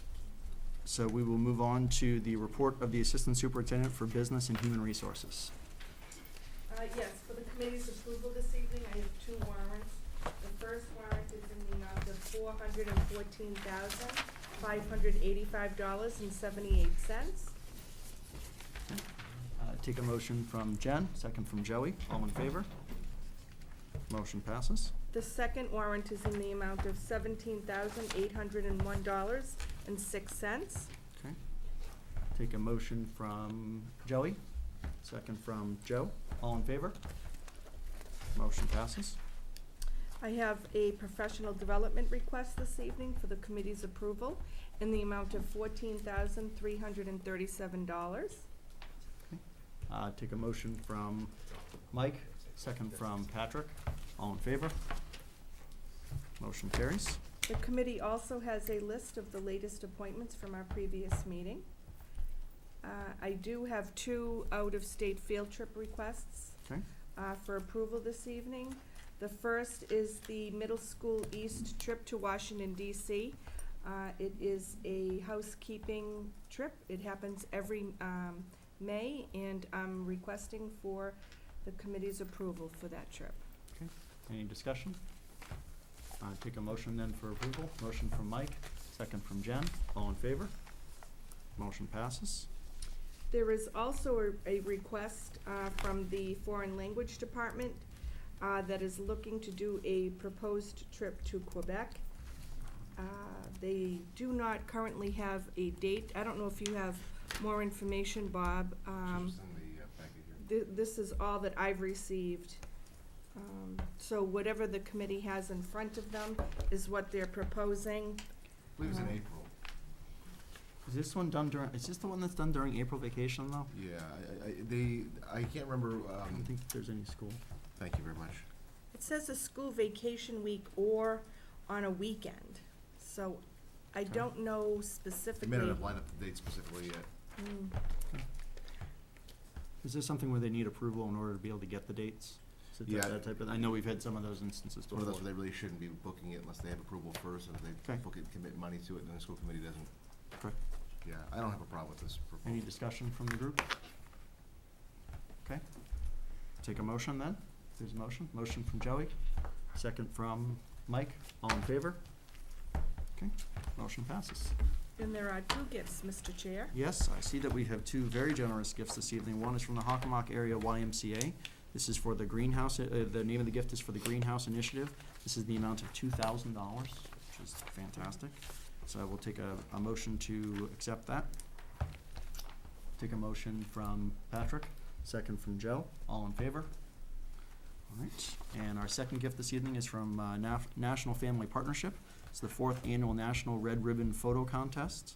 The amount of the gift, the purpose of the gift is for Health Department curriculum, drug use, and drug prevention. It's in the amount of $1,000.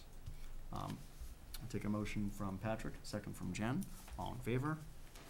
Motion passes. Thank you so much, and very, very generous gifts. We'll make sure that we send a thank you note to both of those groups as well. Absolutely. That would be great. Thank you. That's all I have. Thank you. That's all you Mr. got. Chair. Thank you, Kathy. Kevin, you are up. So the report of the Assistant Superintendent for Curriculum, Instruction, and Assessment. I have a brief 765 slide PowerPoint presentation. It's Good, you it's get gonna 10 really minutes, detail talk our fast. curriculum initiative for the next 10 years. Very bold of you to say that. This should take about 10 minutes. It's a pretty brief update. First, I want to just update the committee on the Math Curriculum Committee. Our next meeting is scheduled for Thursday, January 15th, which is next week. We'll be reviewing our discussions from the previous meeting, which included vertical alignment, course progression, textbooks and materials, assessments across the district, and math intervention, among other topics. We also plan to set a schedule for the remainder of the year and kind of set kind of goals for deliverables and kind of a plan of action. Our first meeting was really to talk about kind of what some of those key issues were, and now we're starting to craft a plan as kind of a go forward. Okay. Okay. For the district determined measures update, each Milford educator, and I've presented this to the committee before, are all connected to at least 2 assessments, which are considered district determined measures, which is the next iteration or evolution of the educator evaluation program. Sarah Boyle, our technology integration teacher, is working with teams of teachers who are using non-commercial assessments for one or more of their DDMs to develop data collection and analysis tools. I really want to commend Sarah. She's done an excellent job of developing several customizable templates that will increase the efficiency for both teachers and administrators related to data collection and analysis. Teachers using commercial tools or MCAS, PARC, SAT, AP scores, those, that data is already kind of scored, analyzed, and collected. What we really need, where there's a lot of work behind this program, and Jen can probably attest to this as well, is when you're using non-commercial, textbook-based, homegrown kind of assessments, you really have to do a lot of development work to make sure you're collecting the data, analyzing the data, and then setting ranges for high, moderate, and low growth.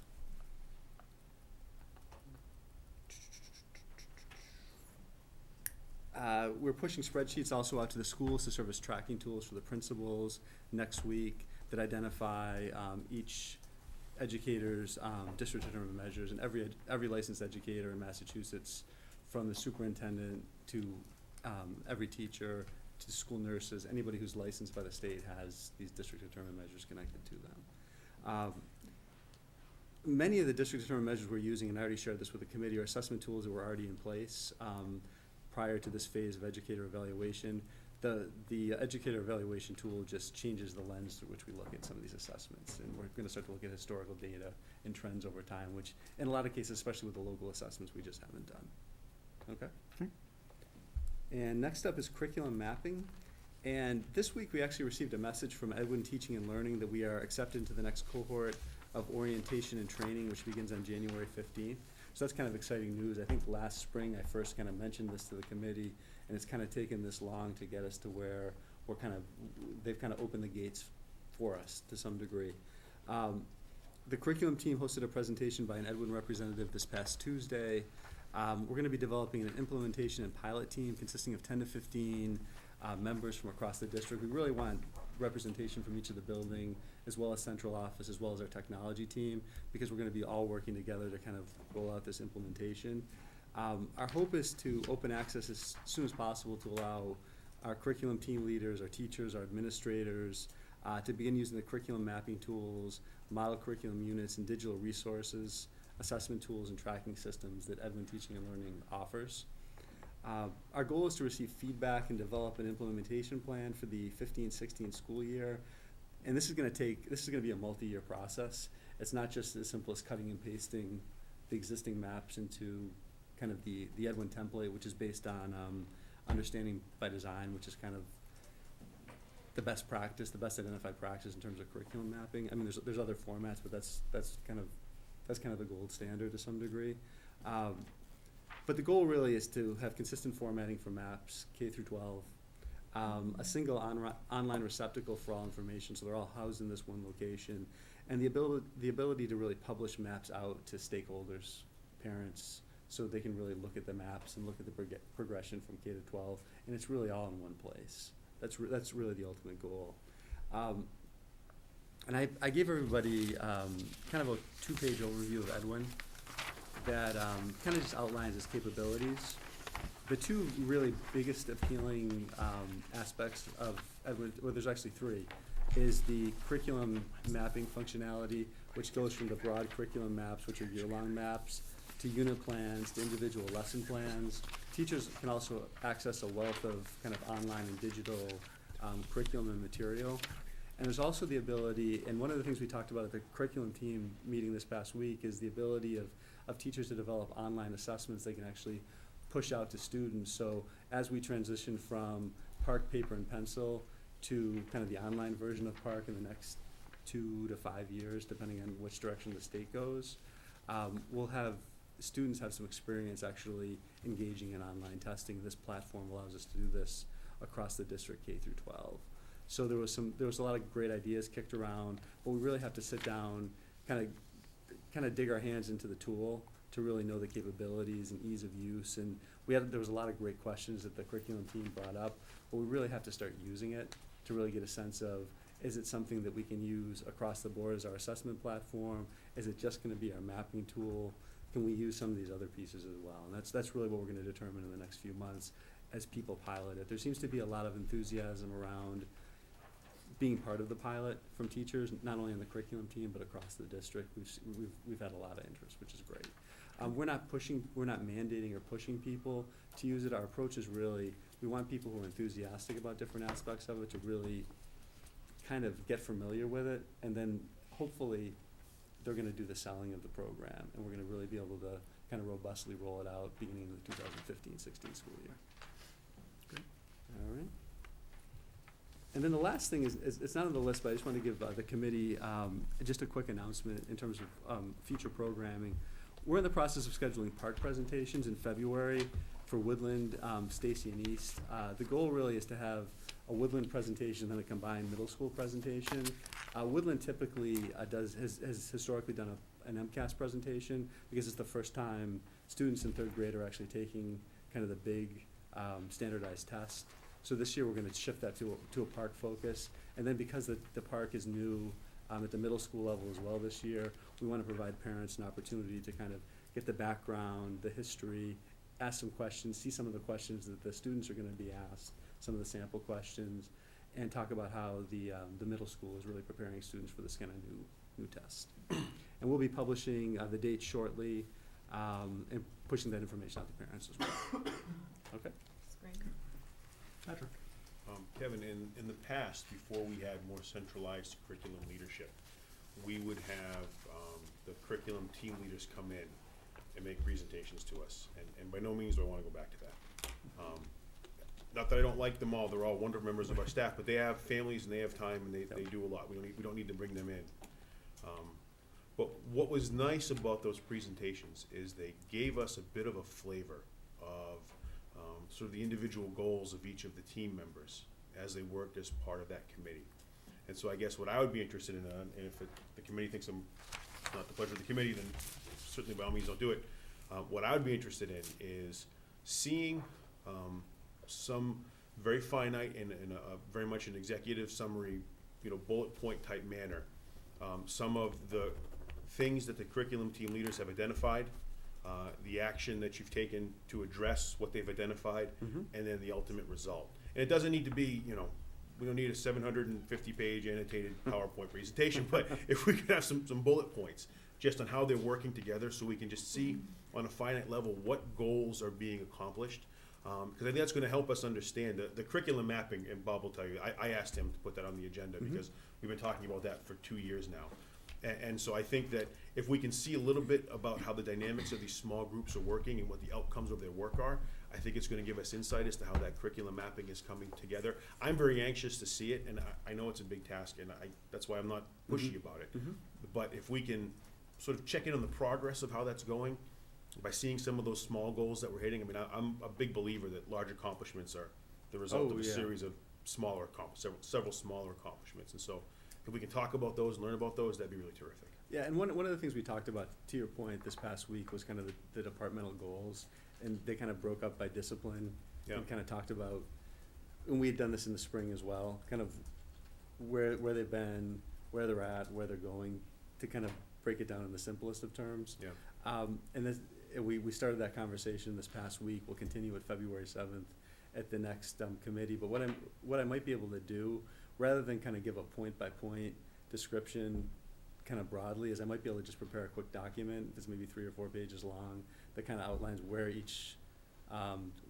what each department is kind of wrestling with currently, where they're at and where they're going, to give maybe the broad committee a sense, and maybe highlight maybe 4 or 5 things for the public, but give you a little more detail so you can kind of see, and everybody's in different places on different things, and some things are priorities or becoming priorities. Things like the next generation science standards are coming out, so we're kind of going into a similar all hands on deck approach with science that we're kind of like what we're doing with math, because it's going to require some adjustments. So things like that I think I'll highlight for the public, but I'll give you kind of the more detailed version of it, or the more granular version of it, if that makes sense. Does that seem does that kind of speak to what you're requesting? I think so. I'd have to see it. I mean, it sounds like it would address the main thrust of my question, but I certainly. But I think it could be helpful for the whole committee too. Oh yeah, absolutely. So I think as we get into as we begin to move on, once we get past subcommittees, updates, when we get into future agenda items, we'll make sure that comes in under future agenda items, and we put that on for a future. And I would say meeting. probably like the second meeting in February, we could probably put that on for, because we'll be meeting again in early February. Good. Okay. Great. When is the second meeting in February? Is that pushed off because of vacation? I believe it is. That's the last week. So maybe the first meeting in February March. 26th. Yeah. Okay. is the Great. next. Perfect. The week before I'm not going to be in town. Oh, February 26th, perfect, that'll work. Yeah, that's perfect. Yeah. Great. For me, it's perfect. It's perfect for everybody else. It's perfect for me. I'm not a satellite. All right. Anything else, Kevin? That's all I have. Great. Thank you so much. All right, let's move on to our subcommittee updates. So we'll start with athletics. Joe? I don't have any updates yet, but just waiting for everyone to get settled in to have another meeting. So I'm looking to get a meeting for an update for the next meeting or the meeting after. Okay, great. Thank you. Figured instead of going right at them, I'd have them settle in and get used to everything first. And then go right at them. And then go at them. Put you on the spot. It's a football game. Right. The policy. I know you guys had a large portion of our viewing audience this evening. Any additional updates beyond this evening's? Or are we in? So we have our next meeting Monday night, and one thing that just came to mind, and I don't mean to put you on the spot, Bob, but one thing that came out of the discussion regarding the bullying policy was put together a forum for parents on cyberbullying, and I believe that's already been scheduled. I was going to announce that. I missed it under announcements, but I was going to put it under old business or new business or something. Wherever it fits. I can talk about it right now if you want. Yeah, since it's part of the policy subcommittee, why don't you do that now? Sure. We talked about you mentioned bullying and cyberbullying and all that. It's part of, really from a perspective of social media. And so we put together with Amy Leone, who leads up the JAG group, and Meg and I worked together with her. And to have an event, we realized when we had the kindergarten K1 and 2 recess forum, the parents came out, they were really actively engaged, wanted to find more opportunities to engage families in something that's useful for them for information. So we were, and I'll push this out through Blackboard Connect as well, is a parent forum on social media, and basically how to navigate that, helping parents understand what they may not even know about social media and what can, the kind of damage that can happen using Snapchat and Twitter and any number of the things that their kids have probably on their phones that the parents aren't even aware of. So I'm encouraging parental attendance at that event, because it does get at the root of bullying, cyberbullying, and those elements, and I'll push that out to families as well. But it is on January 20th in the evening. It's at 7 o'clock? 6, let me just check that. 6:30, and it's at the it's right here in the TRC. So it's 6:30 to 7:30, 1 hour on January 20th. And if parents want to bring their children's phones, I think we need to remind parents too that they own the phones. You know, that sometimes the kids are reluctant to show it. Bring your kid's phone. We're going to show you how to navigate it. We'll show you what's. We'll show you. Milford will go into a coma. And if we have to change the venue down the hall to the auditorium, then we'll do it. Yeah. But we're going to help parents to be a bookend resource to the school department as we deal with some of these issues in our school I have department. to ask him again. Bob, you say 6:30? It's 6:30 to 7:30 on Tuesday, January 20th, here in the TRC, unless the numbers warrant a larger facility. Thanks for mentioning that, Joe. Thank you.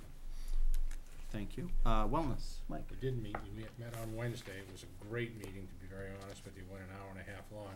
I left all my notes in my car, so I would like to report on it. Defer to the next 2 weeks. Yes, but we did meet. It was a great meeting, a lot of great information. Thanks, Mike.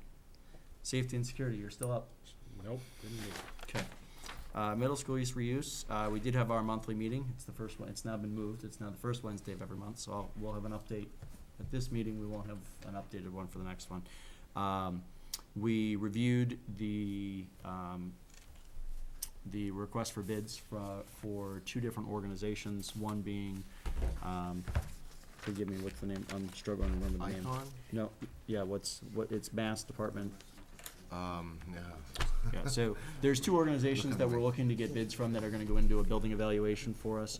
Mass Development? Yeah, Mass Development, it being one of them. It was one that was proposed by the Board of Selectmen. There is some upfront cost deferment. I think one of the things that was originally proposed about Mass Development was that it would be free. It is a long way from free. Just preliminarily, the two proposals that we got, one was from a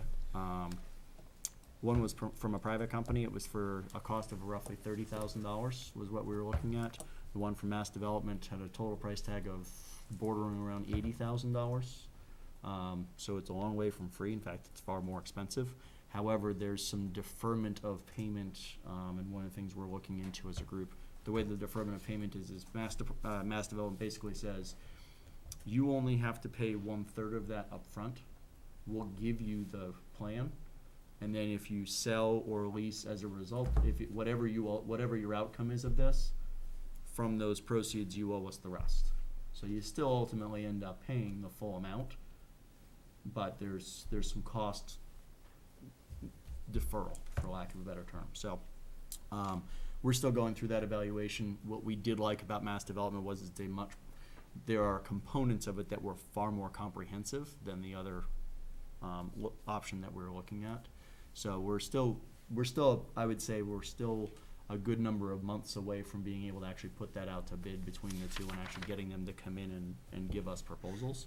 But that's where we are with it right now. So also, Bob and I actually brought to the committee, as part of our responsibilities from the school, representing the schools, is, you know, what educational resources may be interested in occupying that space. There's actually 2 that Bob is connected with. One is BICO, which, forgive me if you want just Just the Bi-County Collaborative. Thank you, Bi-County Collaborative, which is for the purposes of the committee, if you're not familiar with what it is, and for those that are viewing as well. This is, for lack of a better way, this is a school that is an outplacement school for children with severe either emotional behavioral issues and challenges that have been outplaced by other schools. Their lease is expiring in their current location, which I believe is in Attleboro or North Attleboro. They're looking for new space. They'd expressed some interest in it.